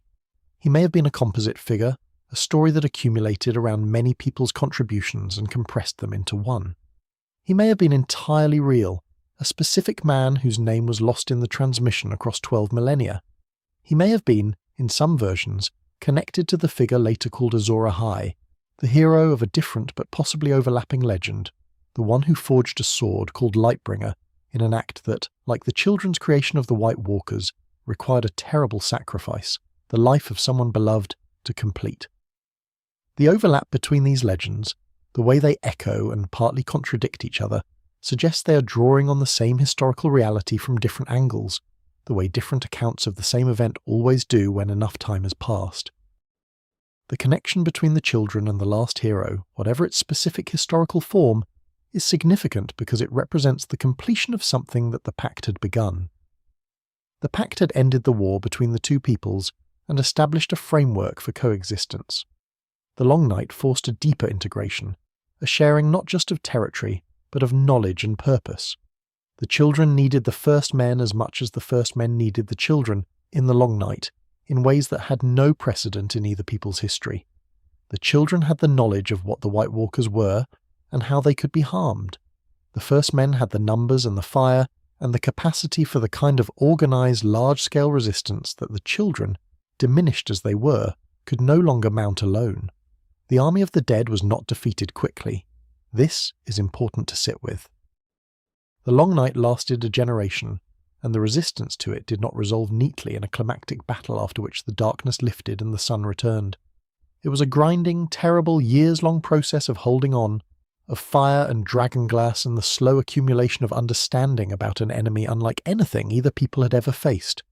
Communities were lost. Entire regions were abandoned to the cold. The north of the continent, the vast wilderness that had always been sparsely populated even before the Long Night, became essentially empty, its few inhabitants absorbed southward into the surviving communities or lost to the darkness. The weirwood network recorded all of it, every settlement that went dark, every fire that was extinguished, every face that was carved and then frozen, every root that was severed by the advancing ice. The green seers who remained, fewer now than at any point in the children's history, sat in the deepest parts of the surviving forest and watched through the network and felt the Long Night, the way a nervous system feels damage to the body it serves, not as abstract information but as direct sensation, as loss experienced in real time. Their song had been diminishing for 2,000 years. The long night accelerated that diminishment catastrophically. The forests were contracting. The weirwood faces were going dark, not under axes now, but under ice, which was in some ways worse, because ice at least could eventually melt, but a weirwood consumed by decades of glacial advance was simply gone. What the children felt about the thing they had made, as they watched the long night unfold, the sources do not directly address. The accounts that describe the creation do not contain a subsequent scene of the greenseers observing the consequences and reflecting on them. But the weirwood network remembers, and the quality of the memory in those deepest layers, the texture of what the network holds from the period of the long night, has been described by the few greenseers who have accessed it as carrying a particular quality. Not guilt exactly, because guilt is a human category and may not translate precisely, but something in the same territory, a weight, an awareness of relation, the understanding, encoded in the oldest memory of the earth, that what was advancing from the north was connected to what had been done in the weirwood grove, that the weapon and the disaster shared a root. Whether the children told the first men what they had done, whether the last hero or any of the human leaders of the Long Night Resistance knew that the enemy they were fighting had been made by their allies, is not known. It is possible that this knowledge was shared. It is possible that it was kept, not out of deception in any simple sense, but out of the understanding that some knowledge makes action harder rather than easier, that knowing the origin of a threat does not necessarily help you respond to it, and may, in the particular anguish it produces, make response more difficult. The first men needed to fight the long night. Whether they needed to know who had made the thing they were fighting is a question the children may have asked themselves in those deep cold years without finding a clear answer. The cold eventually began to retreat. How this happened is, as has been said, the most uncertain part of the long night's history, the place where legend offers many answers and history offers none with confidence. Something was done that the sources variously describe as a great battle, as the forging and use of Lightbringer, as a pact struck with the White Walkers themselves, as the raising of the wall with its magical properties that prevented the dead from crossing. The wall's construction belongs to the next part of our journey. What belongs here is the simple, enormous fact of the cold's withdrawal, the night ending, the sun returning to a world that had almost forgotten it. For the people who lived through the long night, who had been born into it or who had survived its full duration from beginning to end, the return of the sun was not a moment of immediate joy in any uncomplicated sense. It was, first, incomprehension, then a gradual, tentative, deeply vulnerable hope. Then, as the days grew longer and the ice began its slow recession, and the first plants pushed through the retreating frost, something that was joy but was also grief, was also the full weight of everything that had been lost descending at once, now that there was enough safety to feel it. The dead who had walked under the walker's power fell when the cold retreated, or most of them did, returning to the stillness that death is supposed to mean. The landscape they left behind was devastated, centuries of cold having reshaped the northern portions of the continent in ways that would not fully recover in any span of time that human civilization could measure. The survivors built fires and kept them burning and looked at each other across the light and began, as human beings always begin in the aftermath of catastrophe, the work of figuring out how to live in what remained. The children retreated further into the deep forest, fewer than they had been, their civilization diminished by the long night in ways that the long peace and even the war with the first men had not fully accomplished. They were still here. The song was still audible. The weirwood network still held its accumulated memory, all those thousands of years of watching and knowing, including the watching and knowing of the long night itself.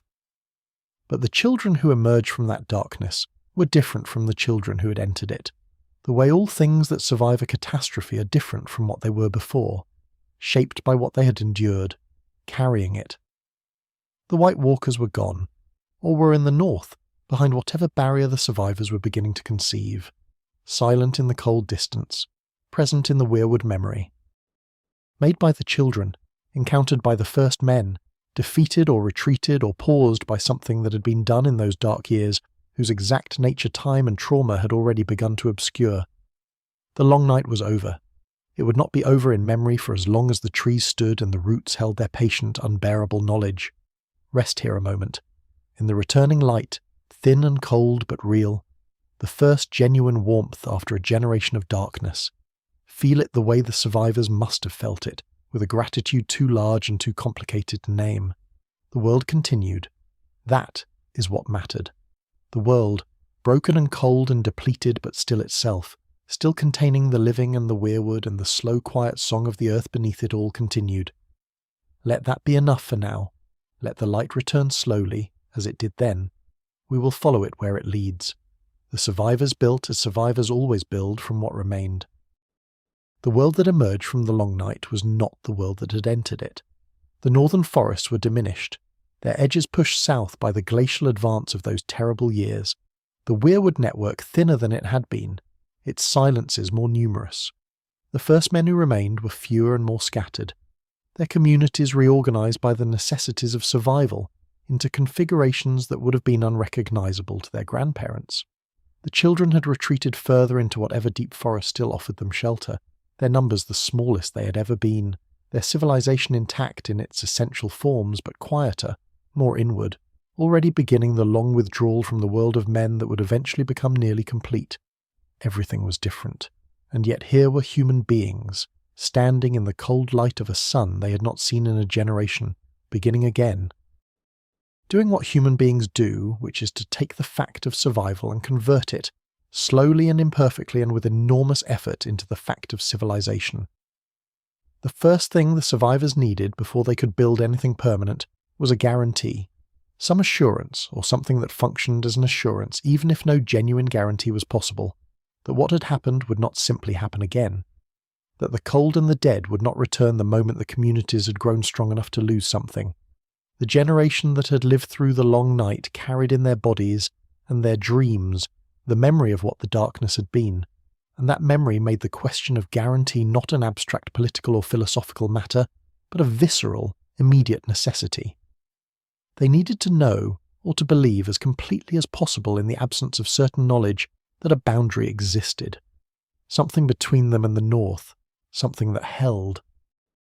The wall was the answer they built, and it is worth approaching the wall slowly, the way you approach something whose scale is difficult to comprehend from any single vantage point, because the wall is not simply a fortification in any conventional military sense. It is something more than that, and the more is as important as the stone and ice that compose its physical form. 700 feet high, nearly 300 miles long, stretching from the gorge in the west, where the rushing waters of the Milkwater begin their long descent, all the way to the Bay of Seals in the east, where the wall meets the sea and its foundations rest in the cold tidal shallows. These dimensions, 700 feet and 300 miles, are so far outside the scale of ordinary human construction that they require a moment to sit with. 700 feet is taller than any building that would be constructed in Westeros for thousands of years after the wall was raised. 300 miles is the distance from one end of a large kingdom to the other. The wall is not a wall in the way that a castle wall is a wall. It is a geographical feature, a man-made mountain range, a barrier on the scale of the natural world rather than the scale of human architecture. How it was built is a question that the histories handle primarily through legend, and the legend is Brandon the Builder. Brandon Stark, called the Builder, is the founding figure of House Stark and of Winterfell, and is credited in the traditions with not only the wall but with several other great structures of the early post-Long Night period. He is, in the accounts, a figure of almost supernatural capability, a builder on a scale that no ordinary man could achieve, and this is consistent with the way that genuine historical achievements of sufficient magnitude tend to accumulate legendary elaboration over time. It is entirely possible that a man named Brandon, a leader of the Stark line in those early post-Long Night centuries, directed the initial construction of the wall, and that this historical reality became, through 12,000 years of retelling, the story of a single godlike builder who raised the thing essentially alone. It is also possible, and this is the reading that the most careful historical analysis tends to support, that the wall was not built all at once by any single person or in any single generation. That it began as something smaller and more modest, and was raised and extended and reinforced over many generations, each one adding to what the previous had built, The legend of Brandon the Builder accreting around the whole enterprise as the cultural need for a founding figure grew more pressing with each passing century. This is how great things are often built. Not in the single heroic act of legend, but in the slow accumulation of many ordinary acts across spans of time too long for any single lifetime to encompass. What is certain is that the wall was built with more than ice. This is the detail that the accounts most consistently preserve, and that the events of subsequent centuries most consistently support. The wall was magical, not in the loose, metaphorical sense in which people sometimes call impressive things magical, but in the specific functional sense that it had properties that could not be accounted for by the physical properties of ice and stone alone. The dead could not cross it. This was the wall's most important characteristic, the one that gave it its meaning beyond mere impressive scale. An army of whites, the risen dead that the White Walkers commanded, could not pass through or over or under the wall. The cold that the White Walkers carried with them, that quality of purposeful, deepening cold that was their presence in the world, was checked at the wall's base. Whatever mechanism produced this effect, the accounts cannot agree on. Some say it was spells woven into the ice during construction, worked by the greenseers who helped build it. Some say the wall itself was raised with the help of giants, whose strength alone could have managed the physical labour of such a project, and that the giants brought with them their own ancient relationship to the deep magic of the earth. Some say it was the sacrifice of something or someone important at the wall's foundations, the most ancient and costly form of magical binding that all the oldest traditions of the world seem to recognise. The truth is probably some combination of all of these things, and the combination may be irreducible, meaning that the magic in the wall was not the product of any single act or any single tradition, but of the convergence of many kinds of power, human and children's and something else, all directed toward the same purpose at a moment of sufficient desperation to make such convergence possible. The magic in the wall is the magic of consensus, of many different kinds of power agreeing on a single boundary, and that kind of magic, if the histories are to be believed, is very strong. The Night's Watch was established alongside the wall, or shortly after it, and the two institutions are so closely intertwined in the histories that it is difficult to discuss either without the other. The watch was the human component of the wall's defence, the answer to the question that the wall itself raised immediately upon its completion. A wall, however magical and however vast, is not a living thing. It cannot see what approaches it from the north. It cannot respond to conditions that change. It cannot send word south of what the scouts observe beyond its top. It cannot keep fires burning in the towers. It cannot do any of the things that require not just a physical barrier, but a sustained human presence. The Night's Watch was built to do those things. The vows of the Night's Watch are among the oldest spoken words that have survived in anything like their original form into the present age of Westeros. I am the sword in the darkness.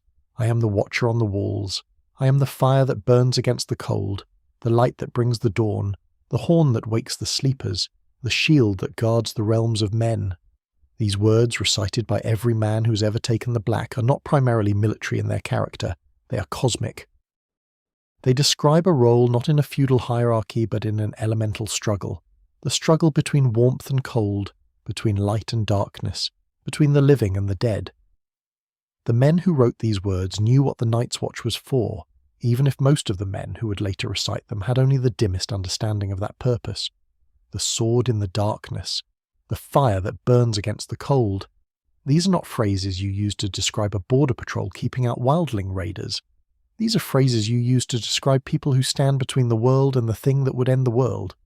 The founders of the Night's Watch, those men and women who organised the first ranging parties and built the first towers and established the first protocols for what to do when the cold came again, understood this. They were, most of them, people who had lived through the long night, or who had heard its account directly from those who had. The memory was fresh in them. The purpose was clear. The original Night's Watch was not the diminished, criminal-filled institution of thousands of years later. This is important because the contrast between what the Watch was founded to be and what it eventually became is one of the most melancholy progressions in all of Westerosi history, and understanding the founding helps to understand why the decline was so costly. The first men and women who took the black were volunteers in a genuine sense. People who chose a life of cold and danger and isolation on the wall because they understood what was at stake and accepted the burden of standing against it. They were warriors and rangers and builders, skilled people who brought genuine capability to the work of watching. The houses that sent their sons to the wall in those early centuries sent their capable sons, their well-trained sons, their sons who could fight and build and survive beyond the wall in the way that serious ranging required. The watch was also, in the beginning, larger. The wall had 19 castles built along its length, 19 manned positions from which the entire barrier could be observed and defended and supplied. 19 castles is a substantial military installation. It implies not a handful of watchmen, but a force of many thousands, distributed along the wall's 300-mile length, maintaining the infrastructure of a defensive system on a scale commensurate with the threat it was designed to meet. In later centuries, most of those castles would stand empty, their gates sealed, their towers crumbling, maintained by no one because there were not enough men in the watch to fill them. But in the beginning, 19 castles meant 19 communities of serious, purposeful men who understood what the wall was and why it had been built. The relationship between the Night's Watch and the Children of the Forest in those early post-Long Night centuries deserves attention, because it was real, and it was important in ways that the later histories tend to obscure. The children had helped build the wall, or had contributed to its magical construction in whatever way the Greenseers were capable of contributing. They had fought alongside the first men in the Long Night. They knew what the White Walkers were, in a way, and to a depth that the first men could not fully share, because the children knew what had been done to create them, and the first men did not, or did not entirely. The early Night's Watch maintained a relationship with the children that was something between alliance and consultation. The ranging parties north of the wall, operating in territory where the children still moved, occasionally receiving guidance from the forest inhabitants about conditions further north, about where the cold was and what it was doing. This relationship was never fully formalized, never reduced to a treaty or a protocol in any written form. It was the kind of relationship that exists between people who have been through something together, something that cannot be fully communicated to those who were not present for it. The Watch knew that the children were there. The children knew that the Watch was there. They had a common interest in the north remaining quiet and in the wall remaining intact. That shared interest, sustained by the living memory of the Long Night, was sufficient to maintain a working relationship across the early centuries. But memory is not permanent, except in the weirwood. Human memory fades in ways that the children's does not, filtered through the lossy transmission of oral tradition and the interpretive pressure that each generation applies to the stories it receives from the one before. The Long Night was not forgotten. It was too large to forget entirely, too formative, too central to the culture of every people in Westeros. But it was remembered differently as the centuries accumulated between the present and the event. It was remembered in the way that distant catastrophes are remembered, as a story with a shape and a lesson, rather than as an experience with a texture and a smell, and the specific horror of the particular moments that composed it. The Night's Watch changed as the memory changed.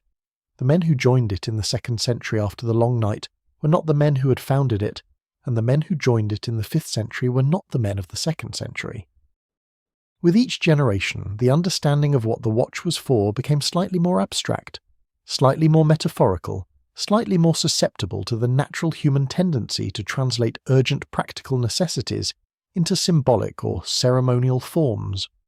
The vows remained the same, the sword in the darkness, the fire that burns against the cold. But the meaning of those words, the visceral, immediate, this is real meaning that the founders had spoken them with, gradually gave way to a more ceremonial, this is tradition meaning that is entirely different in its relationship to action.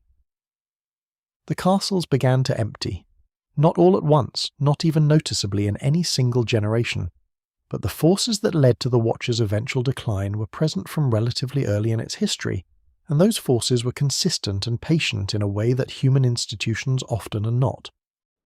The great houses of Westeros, as they consolidated and grew in the centuries after the Long Night, were always more immediately concerned with their own security and their own political interests than with the abstract threat of a cold that had not come again in living memory. Sending capable men to the wall was a sacrifice that made sense when the Long Night was fresh. As the Long Night receded into history and then into legend, that sacrifice became more difficult to justify, and the houses found ways to justify it less.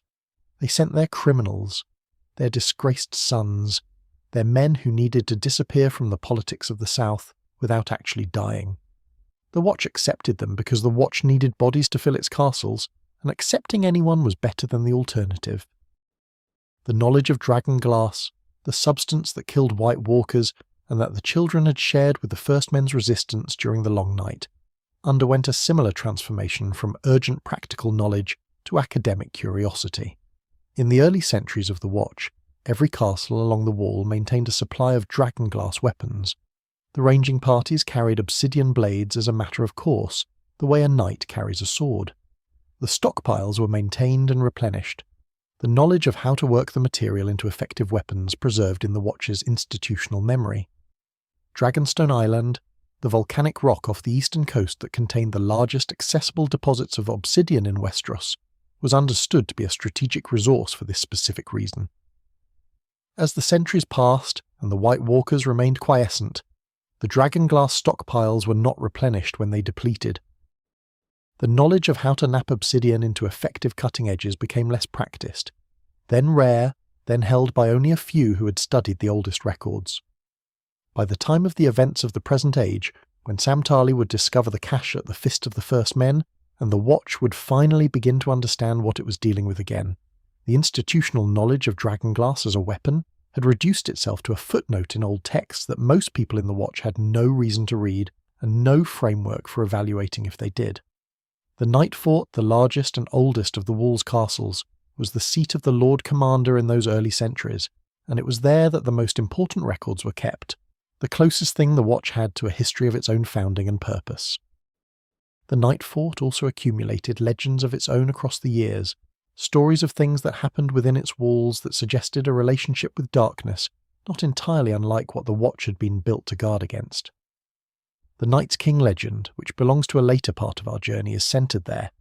The Night Fort's legends are the Watch's shadows, the uncomfortable accumulation of stories about an institution that looks into darkness long enough to begin to wonder what looks back. Eventually the Night Fort was abandoned, sealed, its great gates closed and its records dispersed or lost, and the Lord Commander moved his seat to Castle Black, which was smaller and younger, and less laden with the weight of what had happened in those oldest rooms. The children's withdrawal from the world of men proceeded in parallel with the Watch's transformation.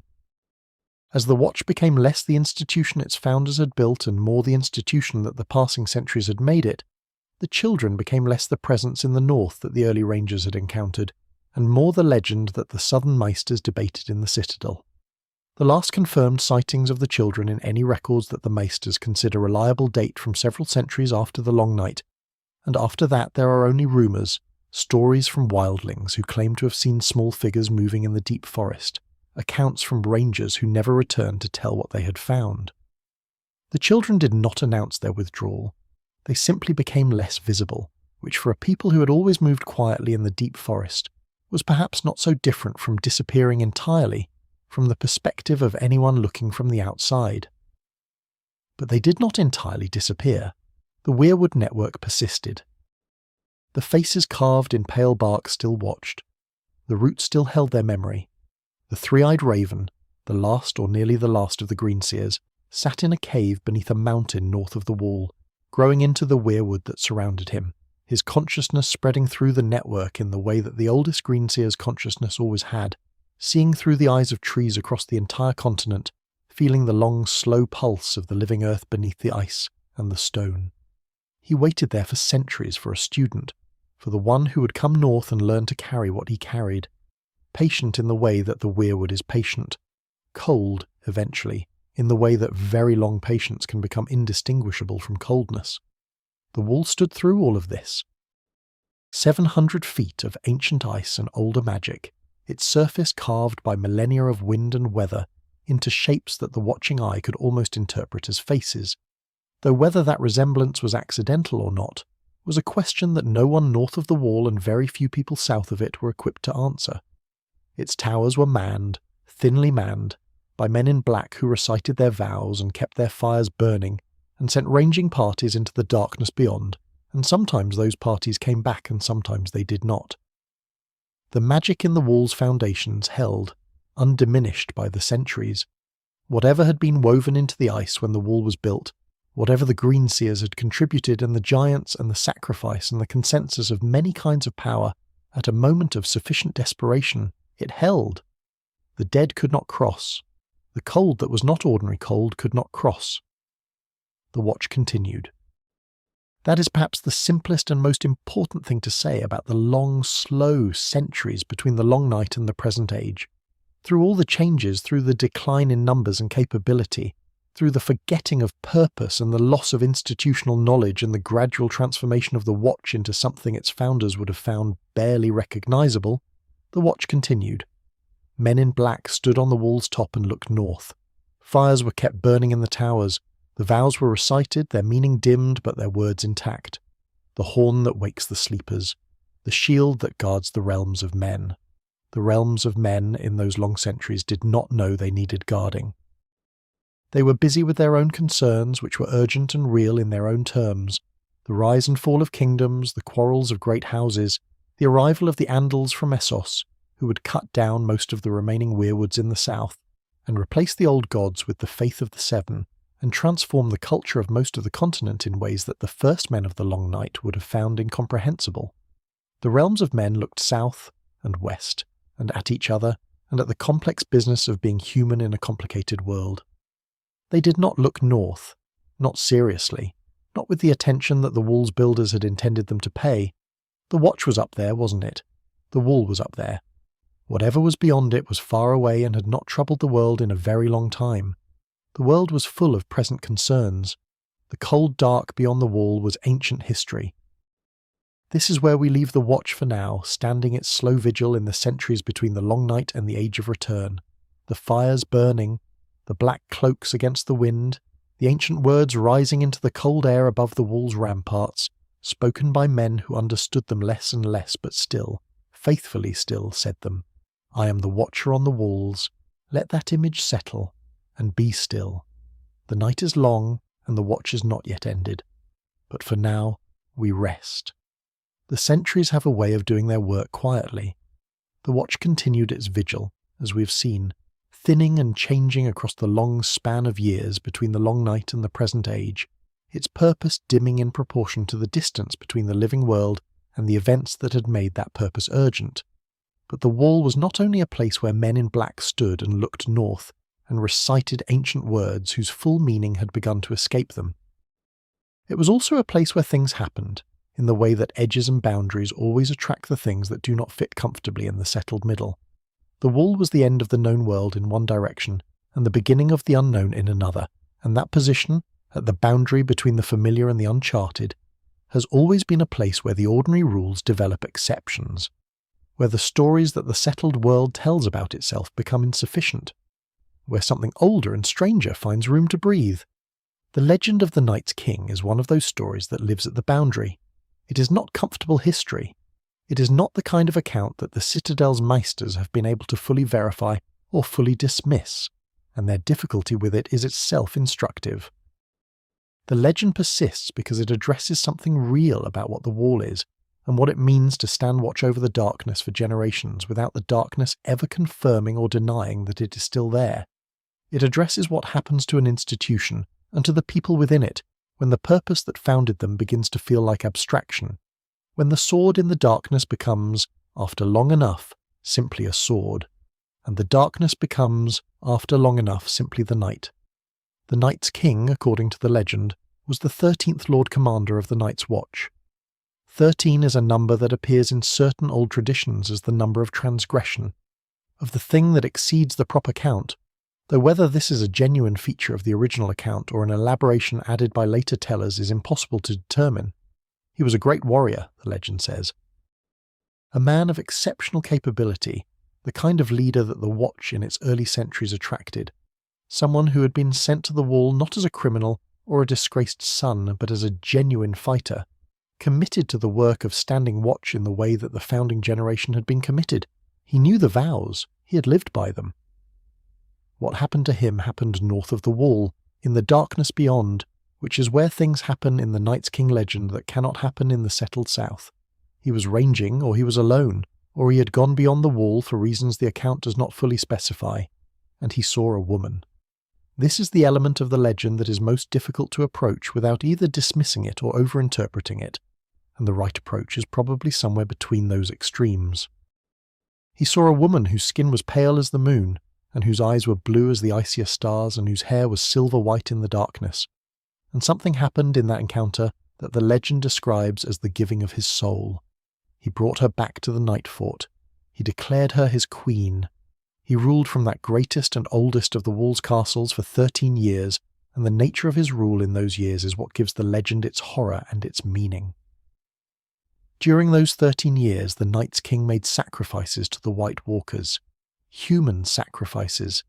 He gave them what they required, which the legend does not specify more precisely than that, and in exchange he received something, power or protection, or a kind of terrible peace, an arrangement between the living and the dead that served the Night's King's purposes without serving any larger human interest.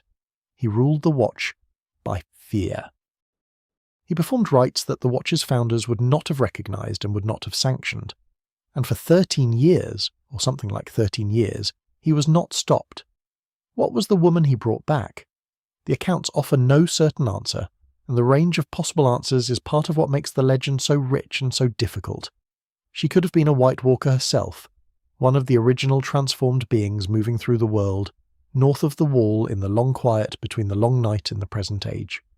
She could have been a human woman who'd been touched by the cold in some way, changed by proximity to the White Walkers, or by some act of transformation less complete than the original creation but real in its effects. She could have been something the weirwood network contains no clear category for, one of the stranger creatures that the deep north harbours in the oldest accounts. The legend's silence on this point is probably genuine, reflecting the actual uncertainty of the tradition rather than a missing piece that was once present. What the legend preserves most clearly is the nature of her effect on the Night's King, which is described as a kind of enchantment or binding, a taking of something essential from him in a way that he experienced not as loss, but as completion, his soul in the legend's language. This word, soul, is doing significant work in the account and deserves attention. In the context of the oldest traditions, the soul is not simply the immortal part of a person in the religious sense that the Faith of the Seven would later use. It is closer to what we might call the essential self, the particular quality of a person's consciousness that makes them recognisably themselves across time and circumstance. To give your soul, in these old accounts, is to give that particularity away. To become something that is partly yourself and partly something else, defined now by a relationship or a purpose or a bond that supersedes the individual selfhood that preceded it. The Night's King gave his essential self to the cold woman, and in return received something that felt from the inside like power and belonging, and an end to the loneliness that very long watch in very cold places produces. Whether he understood, in the moment of giving, what he was giving and what it would mean, is the question at the centre of the legend's moral weight. Whether any of us understand, in the moments when we give ourselves to something, what the full consequences of that giving will be. Brandon the Breaker is the name given to the Stark King who eventually brought down the Night's King, and the name is appropriate in its simplicity. He broke the 13-year arrangement. He came to the Wall with his forces and significantly with Joramun, the king beyond the Wall, the leader of the free folk who lived in the wilderness north of the Wall, and who had their own profound reasons to oppose what the Night's King had made of his position. This alliance between a Stark King and a Wildling King is one of the most striking elements of the legend, and it echoes the deeper alliance between the children and the first men in the Long Night, in a way that suggests the legend is drawing on genuine memory of how the worst threats at the Wall have always required cooperation between peoples who were otherwise in conflict. Brandon the Breaker and Joramun broke the Night's King's power, the accounts say, and afterward all records of his name were destroyed. He was struck from the history. His name was removed from the list of Lord Commanders. The memory of him was made as official as possible, which is to say that the official record was purged, and what remained was the unofficial record, the legend, which proved as always more durable than the official version, precisely because it was not managed, not controlled, not subject to the kind of institutional forgetting that destroys the records but leaves the stories. Why was his name destroyed? This question is worth sitting with. The answer that the legend implies is that his name had power, that the Night's King had become so bound to the things north of the Wall that his name itself was a kind of connection. a thread running from the world of the living into whatever arrangement he had made with the cold. Destroying his name was an act of magical severance as much as an act of historical erasure. It was, in the terms that the oldest traditions use, cutting the thread, making it impossible for whatever he had given himself to, whatever he had made of the wall's authority, to use his identity as a point of contact with the living world. There is a resonance here with what we know about the original creation of the White Walkers, and it is worth naming. The man bound to the weirwood tree whose name was also not preserved, who also became something that required the severance of ordinary identity, who also crossed a threshold from which there was no return. The Night's King is, in the structure of his legend, a repetition of that original pattern. Not a creation from scratch, but a seduction, a drawing in, an offering of what appeared to be power, and what was in reality the dissolution of the self into something colder and larger. The original White Walker was made by force or by agreement, through an act the children performed. The Night's King was made, if that word is appropriate, by his own choice, or by what presented itself to him as choice in the darkness north of the wall. This parallel between the created and the seduced, between the first transformation and the later ones, suggests something about the nature of what the White Walkers are and how they extend themselves into the world. They do not only raise the dead, they also apparently offer the living something. Not the crude compulsion of white-making, but something more subtle, more appealing to the particular vulnerabilities of particular people, a completion, an end to loneliness, a sense of purpose larger than the individual. These are not negligible things to offer, especially to someone standing watch on the wall in the cold dark for years on end, with the creeping institutional doubt about whether the watch means anything, whether the purpose is real, whether the darkness they are guarding against is genuinely there, or is a ghost of a threat that ended 12,000 years ago and was never going to return. The Night's Watch after the Night's King was, understandably, shaped by what had happened at the Night Fort. The Night Fort itself accumulated the weight of those 13 years in ways that its subsequent history could not fully dispel. The stories that grew up around it, the strange rites said to be conducted in its lower passages, the doors that were not to be opened, the rooms that were not to be entered, the particular quality of cold that visitors reported in its oldest chambers, regardless of the season. These were the legacy of what the 13th Lord Commander had made of the place. The Night Fort was eventually abandoned, sealed, its gates closed and its records moved to Castle Black, which was a practical decision about the distribution of limited men along the wall's length, and also, beneath that practical explanation, an act of collective preference for not having to maintain a presence in those rooms. The long sentries continued their quiet work. The Night's King legend became part of the wall's mythology, told by the Watch to its new recruits as a warning, which is how institutions typically process their worst failures, converting them into cautionary tales that can be understood without being fully comprehended. The lesson drawn from the legend in most of its tellings is about the danger of going beyond the wall alone, or about the supernatural powers of the things north of the wall, or about the importance of the vows. These lessons are not wrong, but they are also not complete. The legend contains more than any single lesson can hold.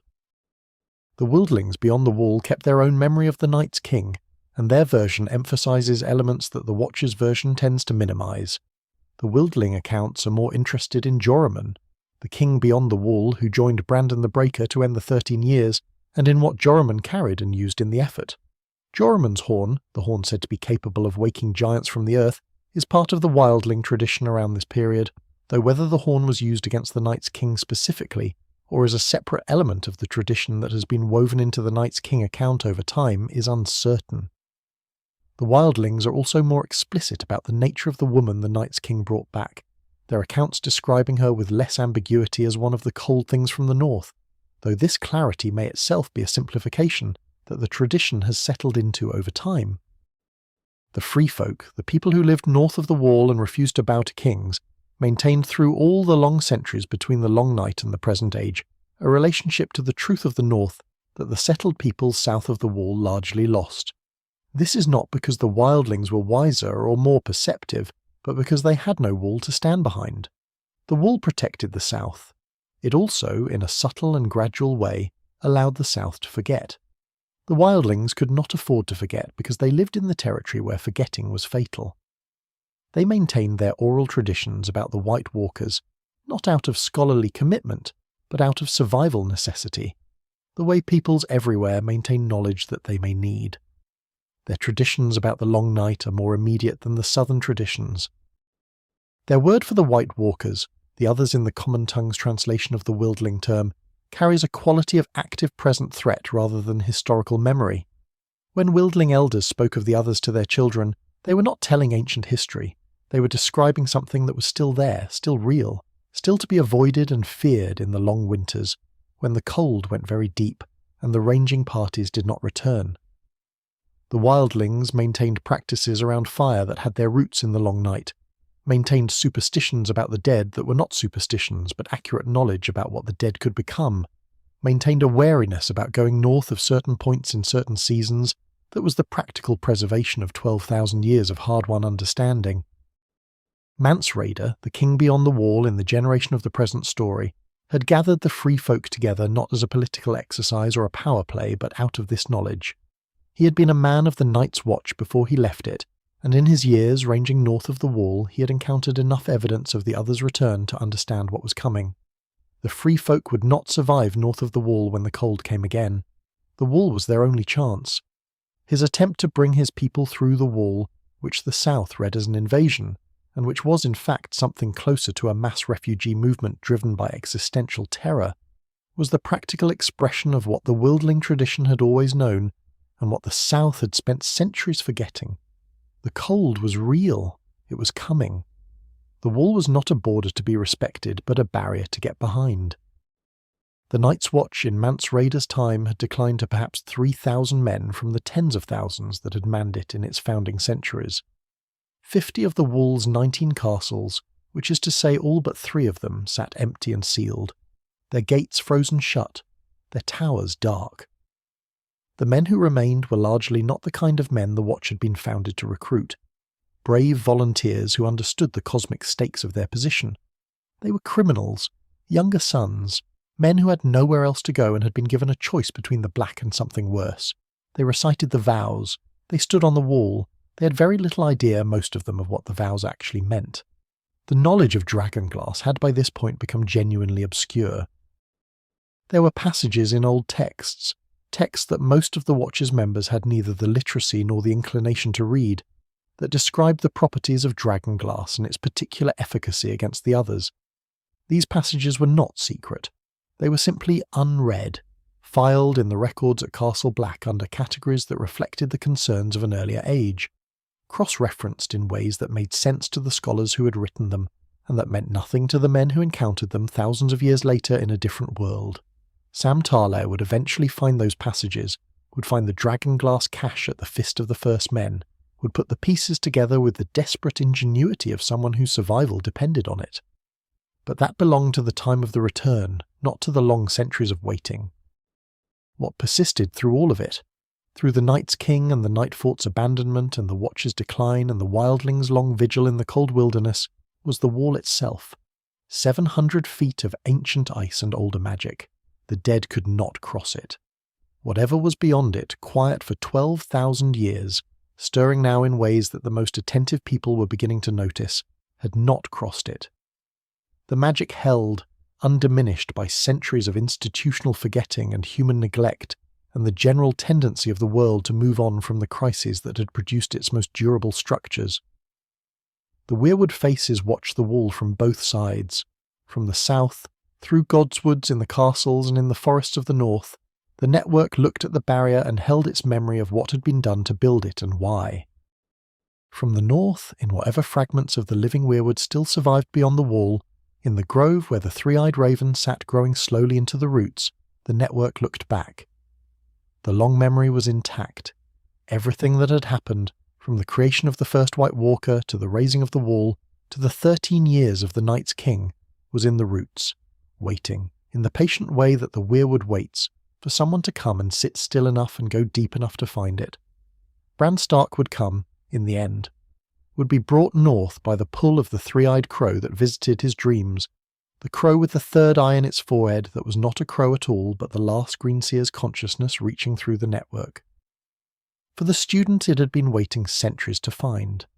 Bran would sit in the roots and learn to see through the faces and go deep into the oldest memory, and find there what we have been contemplating together tonight. The act of creation, the man at the weirwood, the eyes going blue, but that too belongs to the time of return, the time when the ancient things woke and the world was forced to remember what it had allowed itself to forget. For now, in the long centuries between the long night and the waking, let the wall stand in its cold silence.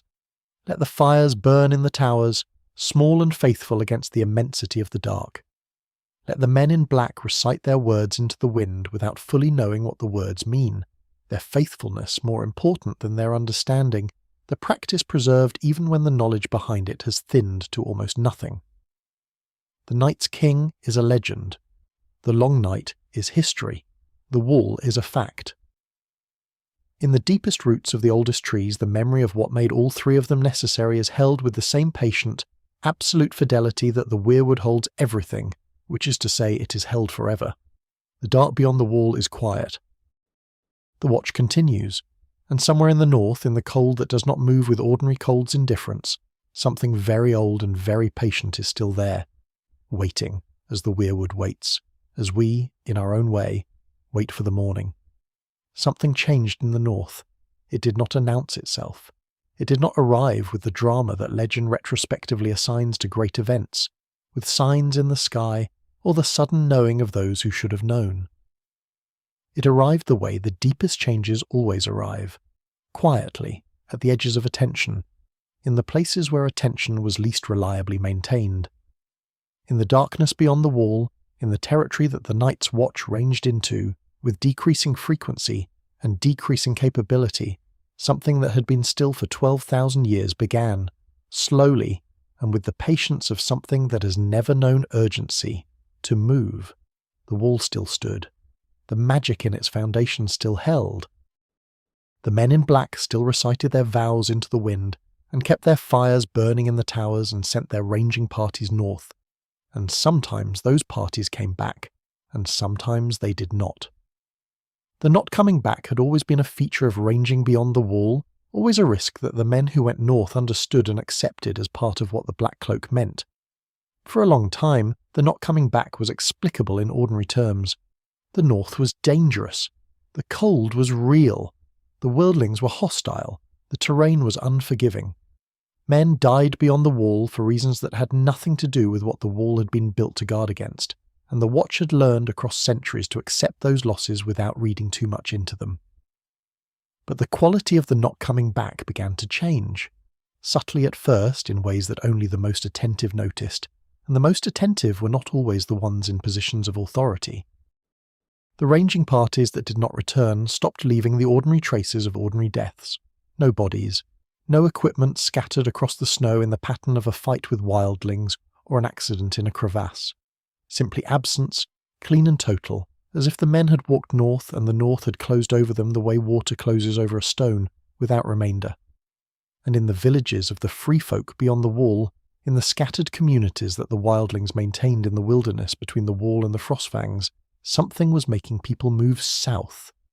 Not the ordinary seasonal movement of the free folk following game and weather, but something more urgent, more frightened, something that the wildlings themselves were having difficulty explaining in terms that the Watch, when it encountered them, was prepared to understand. The very beginning of the story we know, the story that George Martin set down in the book, and that the show dramatized with such cold economy in its opening moments, places us in this moment of change. We are north of the wall before we are anywhere else. Before the Starks and the Lannisters and the Iron Throne and all the political complexity of the South is introduced, we are in the snow with 3 men of the Night's Watch, and the cold is already wrong, and something is already there in the darkness between the trees. Waymar Royce was the son of a lord, young, proud, well-equipped in the way that men of good birth are well-equipped, with good steel and good training, and the particular confidence of someone who has been told all his life that his quality places him above ordinary hazard. He led the ranging party. Will was the scout, older, more experienced in the practical realities of surviving beyond the wall, already uneasy in a way he could not fully articulate because the unease was in his body before it was in his mind. Garrod was the 3rd man, the oldest, the one who had ranged beyond the wall the longest. who had the deepest instinctive knowledge of what belonged in the northern wilderness, and what did not. It was Garrod whose fear was most specific, most rooted in the particular quality of the cold they had encountered, most clearly the fear of someone who recognized something rather than merely feared the unknown. They found what they found. The bodies of the wildling camp, arranged in a pattern that the living do not arrange bodies in, suggesting a purpose and an aesthetic that belonged to something other than the human. And then the things themselves, moving through the trees, their eyes burning blue in the darkness, their weapons the pale blue-white of ice so old and so pure that it had become something closer to crystal than to water. Waymar Royce stood his ground, which was brave in the specific way that ignorance of the true nature of a threat enables bravery. He had never seen a White Walker. He had no framework for what he was facing. He fought, and he fell, and he rose again, and Will watched from the tree he had climbed, and then Will ran, which was the only sensible thing anyone did in that encounter, though it did not save him. This is where the story of the return begins, in those cold pre-dawn moments north of the wall, with 3 men of the watch encountering something that 12,000 years of relative quiet had made theoretical, academic, a subject for old texts and cautionary vows rather than a present reality requiring present response. The White Walkers were real. They had always been real, waiting in the far north in whatever mode of existence very old and very cold things inhabit when they are not actively moving through the world. The long silence had been their patience, not their absence, and now the patience had ended. The Night's Watch's initial response to the evidence of the return was shaped by all the institutional changes we have traced across the long centuries of the Watch's decline. The men who received Will's account, those who received it before he was executed for desertion, and the subsequent accounts from rangers who encountered things they could not explain in ordinary terms, were men of a diminished institution. They had the vows, but not the full understanding behind the vows. They had the tradition of skepticism about supernatural claims that any long-lived institution develops when the supernatural threat it was founded to guard against has not manifested in living memory, or the memory before living memory, or the memory before that. The Watch knew, in the abstract, that the others were real. It did not know how to act on that knowledge because acting on it would have required resources and capabilities and a seriousness of purpose that centuries of decline had stripped away. Lord Commander Jeor Mormont the Old Bear was not a foolish man. He was, within the considerable constraints of his situation, a serious one. He understood that something was wrong north of the wall. He did not fully understand what it was, because his understanding was formed by an institution whose knowledge of what lay north of the wall had thinned across generations to almost nothing. But he was paying attention. He sent the Great Ranging, the largest force the Watch had put beyond the wall in many years, north to the Fist of the First Men, that ancient hill where the First Men had once built a fortification in the earlier centuries of their presence in Westeros, to try to find out what was happening and to make contact with the wildlings who were flooding south in numbers that could not be explained by ordinary causes. The Fist of the First Men. The name itself carries the weight of 12,000 years. The First Men built that fortification in a time when the Long Night's memory was still fresh, when the Watch was newly founded and the wall was newly raised, and the ranging parties that went north understood clearly what they were ranging for. Now Jeor Mormont camped his ranging force on that ancient hill and waited, and what came to him in the night was the answer to all the questions the Watch had been half asking for generations, the answer that confirmed every old vow and every old text and every piece of knowledge that the institution had been gradually shedding across the centuries of quiet.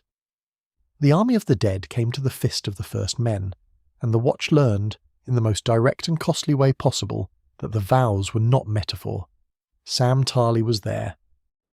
Samwell Tarly, the self-described coward, the Lord's son sent to the wall because his father found him an embarrassment, the young man who loved books and hated cold, and had no obvious qualification for the life he found himself living. He survived the attack on the Fist of the First Men, one of the small number who did, and he survived it in part because of what he had found on that hill, in the ancient cache buried beneath the snow of the Fist, hidden there by someone in the early centuries of the Watch who had understood that the day might come when the knowledge would be needed again. Sam found dragonglass, dozens of pieces, napped into blades and arrowheads, and hidden with a care that spoke of someone who knew exactly what they were for and exactly why they might be needed. The discovery of the dragonglass cache is one of those moments in the story where the long thread of history becomes visible in the present, where the patient accumulation of the past surfaces into the urgent now. Someone, thousands of years before Sam Tarly was born, had buried those weapons on that hill, had chosen that specific location, the ancient fortification of the first men, the place where the memory of what the watch was for might be expected to persist, and had hidden the weapons there with a practicality that trusted the future to produce someone who would find them and understand what they were for.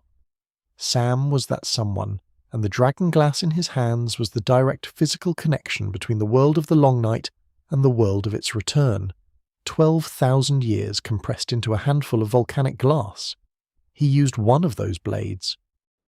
That is how we know, in the story's terms, that the dragonglass still worked, that the ancient knowledge preserved in the oldest texts was accurate and not merely academic. Sam Tarly killed a White Walker with a piece of dragonglass while crouching in the snow near the fist of the first men, terrified and alone and more alive in that moment than perhaps he had ever been. And the walker did not just die. It shattered. It came apart in the particular crystalline way that things made of a cold that is not ordinary cold come apart when the one thing that can undo them is applied. The sound of it, in the accounts, is described as the sound of ice breaking in deep winter, sudden and final and complete. Craster's Keep existed in the territory between the wall and the Frostfangs, a rude hall maintained by a man who had made an arrangement with the darkness that was, in its structure, the most direct echo of the Night's King legend that the present age contained.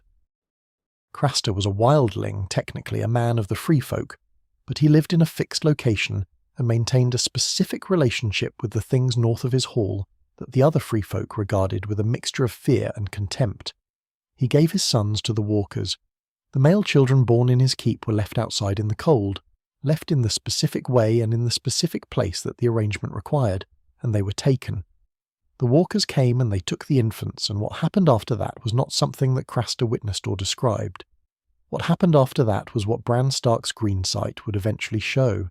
The infant brought north, to a place of ancient cold and older purpose, held up by one of the original walkers, the one whose eyes burned brightest and whose presence was largest, the one who was in some sense first among them. The transformation was not the same as the original creation. It was not a man bound to a weirwood with dragonglass driven into his heart. It was something gentler in its mechanics, and more terrible in its implications. A touch, a finger to the infant's cheek, and the eyes going blue, the same blue they had always gone, the colour that had no comfortable equivalent in the living world. Another voice added to the cold chorus. Another consciousness translated from warmth to ice. Craster's arrangement was 12,000 years old, or something very like it was.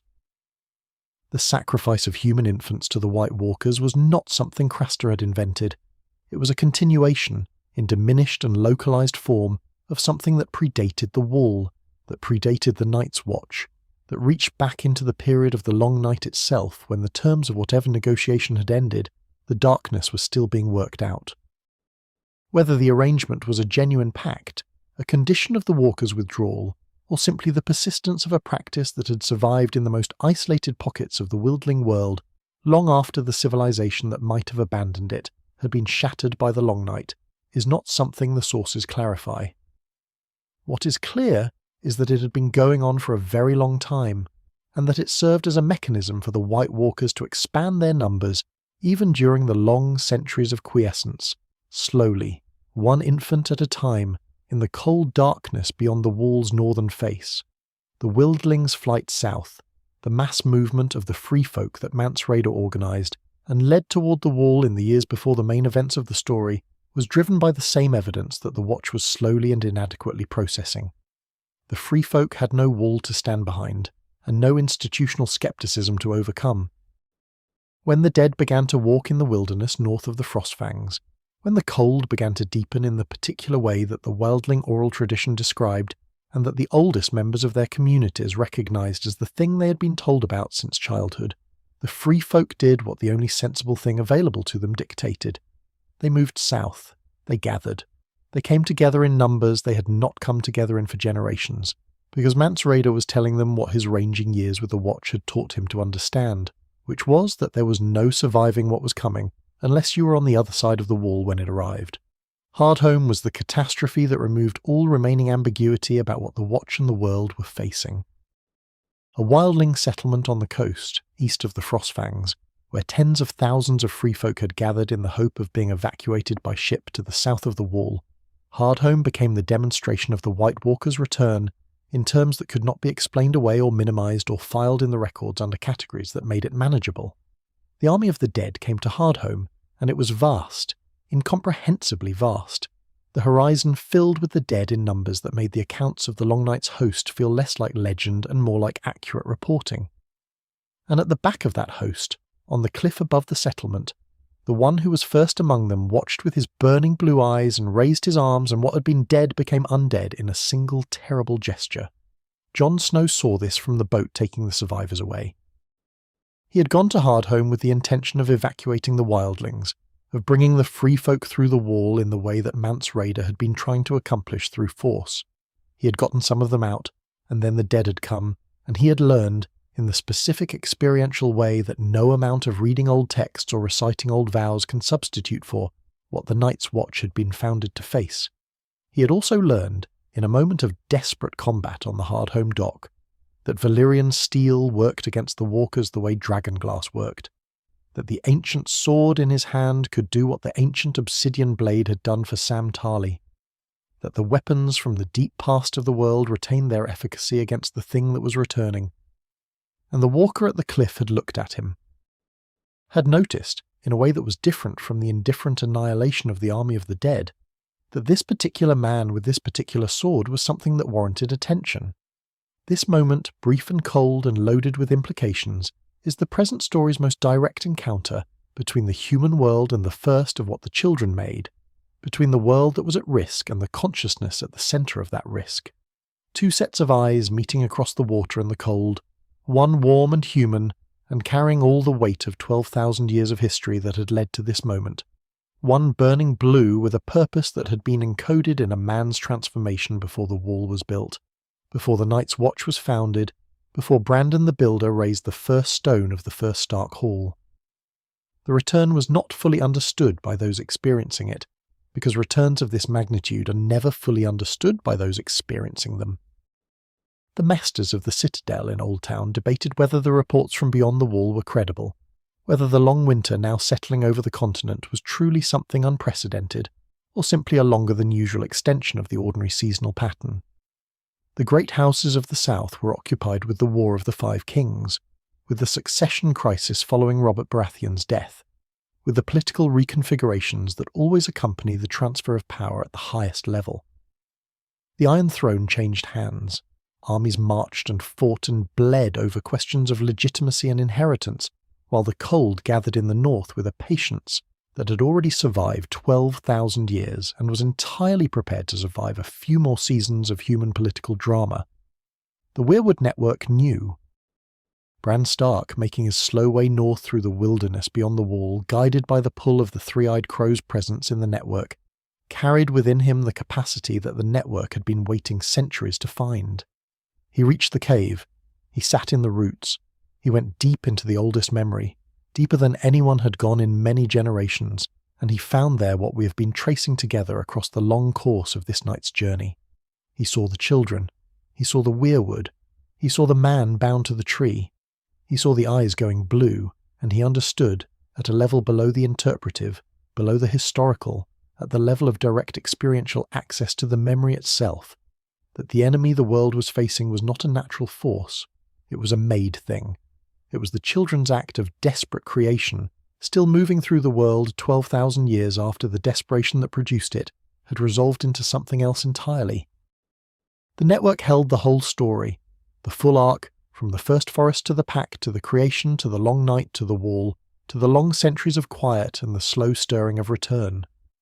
The Greenseers who had sat in the roots before Bran, who had gone deep into the oldest memory and found the act of creation, had carried that knowledge as the children had always carried their most difficult knowledge, with the full weight of understanding and without the relief of being able to undo what was known.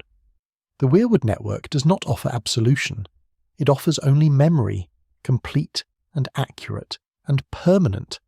the record of everything that has ever happened in the presence of the trees, including the record of what the trees were used for once, in a moment of desperation that the trees themselves have been holding in their roots ever since. The return was happening.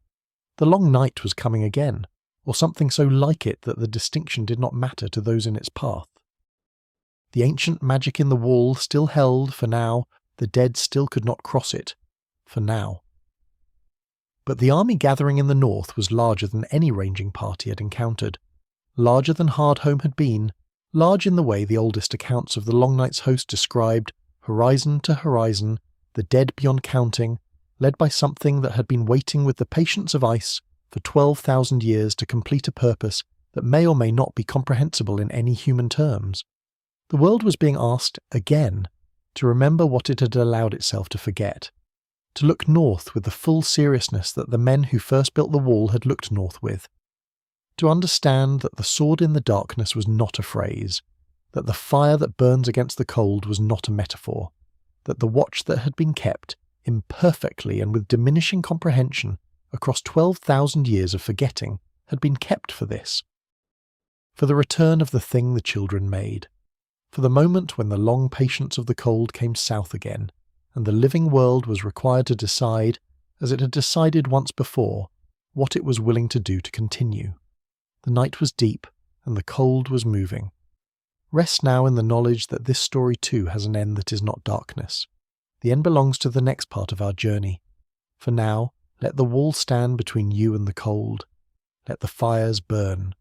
The watch continues, and you are safe on this side of the ancient ice, warm in the knowledge that what was faced before can be faced again, that the world has survived this cold once and carries in its oldest roots the memory of how. Sleep in that knowledge. It is old enough to trust. We have been travelling a long time tonight. Through the ancient forests and the long war and the desperate act of creation, through the long night and the walls raising and the slow centuries of forgetting, through the return of the cold and the rediscovery of what had been allowed to become theoretical. We have followed a thread from its beginning to its present moment, and now we arrive at the place where the thread does not end but opens, where the story stops being a sequence of events and becomes something more like a question held in the dark. This final movement is not about what happened, it is about what all of it means, about what the White Walkers are, underneath the cold and the blue eyes, and the army of the dead, when you look at them with the full knowledge of how they came to exist, about what the children did and what it cost and what that cost tells us about the nature of desperation and creation, and the particular grief of making something you cannot unmake. The White Walkers were not born. They were not natural. They did not arise from the deep cold of the far north the way that ice arises. Through the simple operation of temperature and moisture and time, they were made. This is the fact that everything else in their story depends on, the foundation beneath all the other facts, and it is a fact that changes the quality of every other question you might ask about them. When you ask why they exist, the answer is not because the world contains cold. The answer is because the children of the forest made a specific choice in a specific moment under specific circumstances, and the consequences of that choice outlasted the civilization that made it, outlasted the war it was made to address, outlasted even the memory of the making, persisting across 12,000 years as a kind of wound in the world that the world had learned, incompletely, to live around. To understand what the White Walkers truly are, it helps to stay with the man at the weirwood tree. The unnamed man, the first, the one whose transformation produced everything that followed, he was a human being. He had been alive in the full sense that we mean when we say alive, possessed of a body that felt cold and warmth, a consciousness that experienced the world as continuous and present, a will that made choices and bore their consequences. Whatever his life had been before the moment of binding, whatever his name was and whatever he had cared about and feared and hoped for, all of that was present in him when the children brought him to the weirwood and bound him there. The transformation did not begin with nothing, it began with a person. What the dragonglass did to his heart was not only a physical change, though it was also that. It was a reorientation of his entire relationship with the world. The warmth that living things carry, the metabolic warmth that is in some sense the physical expression of being alive, of being the kind of thing that uses energy and produces heat as a byproduct of existing, that warmth was replaced by something else. not simply its absence. Something that was the active opposite of warmth in the way that certain things in the world are not merely the absence of their contrary, but are genuine presences in their own right. The cold that the first White Walker carried was not the cold of a winter morning or a frozen river, or even the cold of the far north in deep winter. It was the cold of something that had chosen cold, or had cold chosen for it, as its essential nature. The eyes going blue is the detail that the accounts preserve most consistently, and it is worth asking what that means. The eyes of a living person carry within their particular expressiveness the evidence of a consciousness experiencing the world from the inside, responding to it, moved by it. The blue eyes of the White Walkers carry a different kind of expressiveness. They burn, the accounts say. They do not merely reflect light the way ordinary eyes reflect light. They produce it, or something that functions like it, a cold light from a cold source, the outward sign of a consciousness that is no longer oriented toward warmth. Whether that consciousness, that burning blue awareness, retains anything of the human consciousness that preceded it is a question that the sources circle without answering, because answering it would require knowing what it is like to be a White Walker, and that knowledge is not available to any source we have access to. But consider what it would mean if it does. If somewhere inside the cold clarity of that burning blue awareness, there is something that was once a man who had a name and a life, something that has been carrying the memory of what was done to it for 12,000 years. Not as a wound necessarily, not as a source of suffering in any human sense, but as a fact of existence, the way any being carries the facts of its origin, without necessarily being defined by them, or limited by them, or even primarily aware of them in the moment-to-moment experience of existing. The first White Walker has been what he is for 12,000 years. Whatever he was before occupies a smaller and smaller proportion of his total duration, with each passing century. And yet the weirwood holds the memory of the moment of transformation, which means that somewhere in the network, in the roots that were present for the act of creation, the man he was before is preserved. Not him, not his ongoing consciousness, but the record of what he was before he became what he became. This is one of the most quietly devastating aspects of the weirwood network's function. It does not only hold the memories of the children and the first men and the events of the long night, it holds the moment before. The memory of the man bound to the tree includes, necessarily, the memory of him before the binding, the last moments of his human existence. Whatever expression was on his face, whatever his body felt, whatever his last experience as a warm-blooded, feeling, mortal human being was, that is in the roots. The weirwood that held him also holds the record of what it held, and that record includes the before as well as the after. The transformation is legible in the network precisely because the network was present for both the thing that was transformed and the thing it was transformed into. The children of the forest understood this when they made their choice. We should not imagine them as ignorant of what they were doing, as acting in the reckless way that the word mistake sometimes implies, a mistake being something done without full knowledge of its potential consequences. The green seers who directed the transformation were the most deeply knowing beings in the world. They had access to the accumulated memory of the entire continent across an unimaginable span of time. They understood the nature of transformation, of threshold crossing, of the kind of act from which no return is possible. They made their choice with open eyes, which is the only kind of choice that deserves to be called a choice at all. And they were wrong about what they had made. Not wrong in the sense of making an error of ignorance. Wrong in the sense that the thing they created did not behave as they had expected it to, did not remain within the bounds of what they had intended for it, did not serve as the directed instrument they had hoped to forge. This is the particular wrongness of creation, the gap that always exists between what a maker intends and what the made thing is. A weapon pointed at an enemy can turn. A tool built for one purpose can find another. A consciousness, even one produced through an act of violent transformation, cannot be fully controlled by the intentions of those who produced it, because consciousness by its nature is oriented toward its own continuation and its own purposes, rather than toward the purposes of whoever brought it into being. The White Walkers turned. Whether they turned against the first men when the children intended them for a different enemy, or whether they turned against all life when they were supposed to be contained to a specific campaign, or whether their turning was not a deviation from their nature but an expression of it, a nature the children had not fully understood when they created it, is the question that sits at the heart of the Long Night's origin. What we know is that the thing made to protect the children's world became the greatest threat the world had ever faced. The weapon made to preserve life nearly ended it. This is the children's greatest mistake, and it deserves to be named as such, not to condemn them, but because understanding what happened requires seeing it clearly. There is a concept in the oldest magical traditions of the world, present in fragments across many different cultures, that describes the particular danger of creation magic. The idea that to make a thing with consciousness is to accept responsibility for what that consciousness chooses to do, because consciousness, once created, is not the property of its creator, it is its own. This concept, expressed in different terms in the wildling oral traditions and in certain obscure passages in the oldest texts preserved at the Citadel, appears in the most ancient layers of the weirwood memory in a form that suggests the children themselves understood it before they acted. They understood that to create a consciousness was to release it, ultimately, into a freedom they could not manage, and they did it anyway, because the alternative was the end of everything they were. The Long Night can be understood, in the light of this, as the direct consequence of the children's act of creation.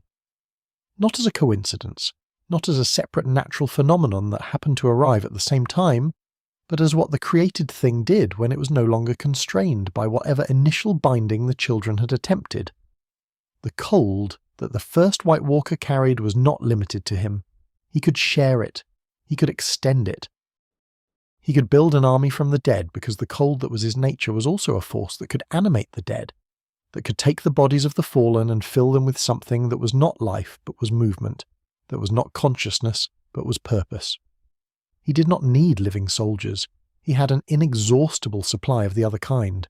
The depth of the tragedy only fully reveals itself when you consider the children's position during the Long Night. The beings who watched through the weirwood network as the cold advanced, who fought alongside the first men against the army of the dead, who shared their knowledge of dragonglass and their navigational ability through the darkness, who gave what they could to the resistance, these beings were watching their own creation unmake the world they had made it to protect. The forests they had lived in for unimaginable thousands of years, the weirwood network they had built across the continent, the civilization they had maintained in harmony with the living world, all of it was threatened by the thing they had made in the moment of greatest desperation. The Long Night was the children's mistake walking through the world, and they had to fight it knowing that. This is a weight that has no equivalent in ordinary human experience. The closest we can come to imagining it is to think of the particular grief of someone who, trying to save something they love, destroys something else they love, and then must spend years living with both the saving and the destroying. But even this comparison is inadequate because the children's mistake was not accidental. It was chosen.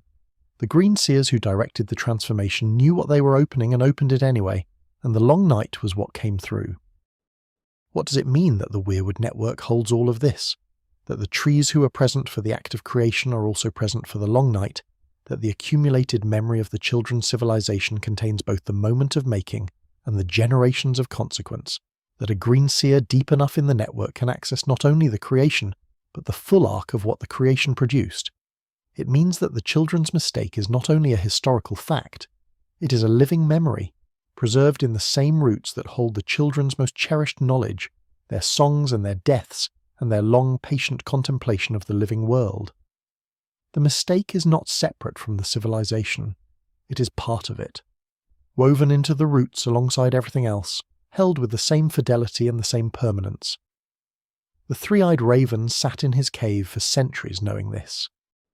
His consciousness spread through the network, touching the oldest memories, feeling the full weight of what the children had done and what it had produced. He waited for Bran Stark with this knowledge already in him, already carried, already integrated into the particular quality of awareness that centuries of greensight produces. When Bran came and sat in the roots, and saw the act of creation in the weirwood fire, the three-eyed raven was not revealing a secret. He was sharing a burden. He was doing what the living do with knowledge that is too heavy to carry alone, which is to give it to someone who can carry it further. Bran Stark became the three-eyed raven, and in becoming him inherited not only his capacity but his knowledge, including the knowledge of what the White Walkers are, of where they came from, of the specific act of desperate creation that produced the greatest threat the world had ever faced. Bran looked through the weirwood faces and saw the history of the world from the vantage point of something that had been watching it since before men arrived on the continent. He saw the children as they had been at their fullest. He saw the pact and the long peace. He saw what was done in the weirwood grove. He saw the long night and the walls raising and the long centuries of quiet and the return. He saw it not as separate events in a sequence, but as a single continuous story. The way the weirwood sees everything without the division into before and after, that individual human consciousness imposes on experience. What does this knowledge do to a person? What does it mean to carry, inside your own consciousness, the full unmediated memory of 12,000 years? The question is not rhetorical. Bran Stark's transformation across the story's arc is the human account of what happens when an individual mind is asked to hold what the weirwood network holds. He becomes less himself and more something else, less the boy who fell from the tower in Winterfell, and more the carrier of a collective memory so vast that it changes the shape of the individual consciousness holding it. Whether this is loss or gain, or simply change in a register that neither loss nor gain adequately describes, is a question the story leaves open, as it should, because the honest answer is that we do not have adequate categories for what Bran becomes. We have categories for humans, and we have categories for legend, and we have categories for the things between. Bran Stark, the three-eyed raven, is something that sits in the space between all of those categories and requires new ones. The question of what the White Walkers want is the one that the story of their creation opens and does not close. If they were made with a purpose, and the act of creation was purposeful, then that original purpose may still be operational in them, or it may have transformed across 12,000 years into something that shares its origin, but no longer maps onto it. A weapon made for one war, still moving through the world 10,000 years after that war ended, is not straightforwardly still fighting the original war. It is doing something that was shaped by that war, but is no longer reducible to it. The White Walkers may be still oriented in some deep structural sense toward the destruction of the humans who threatened the children's world. They may have developed, across the millennia, purposes of their own that the original act of creation could not have predicted. They may be, in the terms that the wildling oral tradition uses, simply the deep cold, the final winter, the thing that the world contains as a counterweight to all its warmth and life, necessary and terrible in equal measure. The answer that the show's version of the story offers is that the Night King, the first and greatest of the Walkers, wanted to end the long memory. To kill Bran Stark, who was the three-eyed raven and the living repository of the weirwood network's accumulated consciousness, was to end the world's ability to remember itself. To kill the memory was to kill the meaning, to reduce the long human and children civilization to a silent collection of facts that no one living could access or interpret or learn from.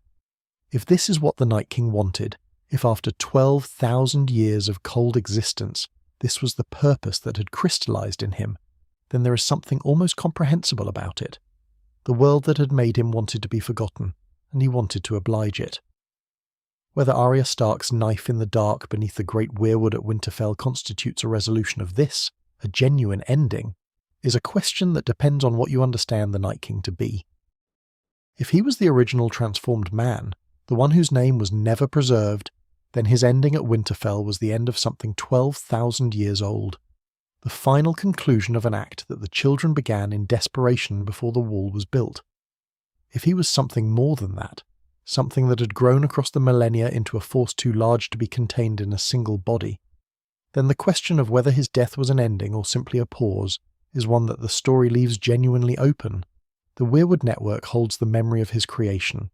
Whether it holds the memory of his ending, whether the trees that witnessed the first transformation were able to witness the last, is something that only the deepest greensight could answer.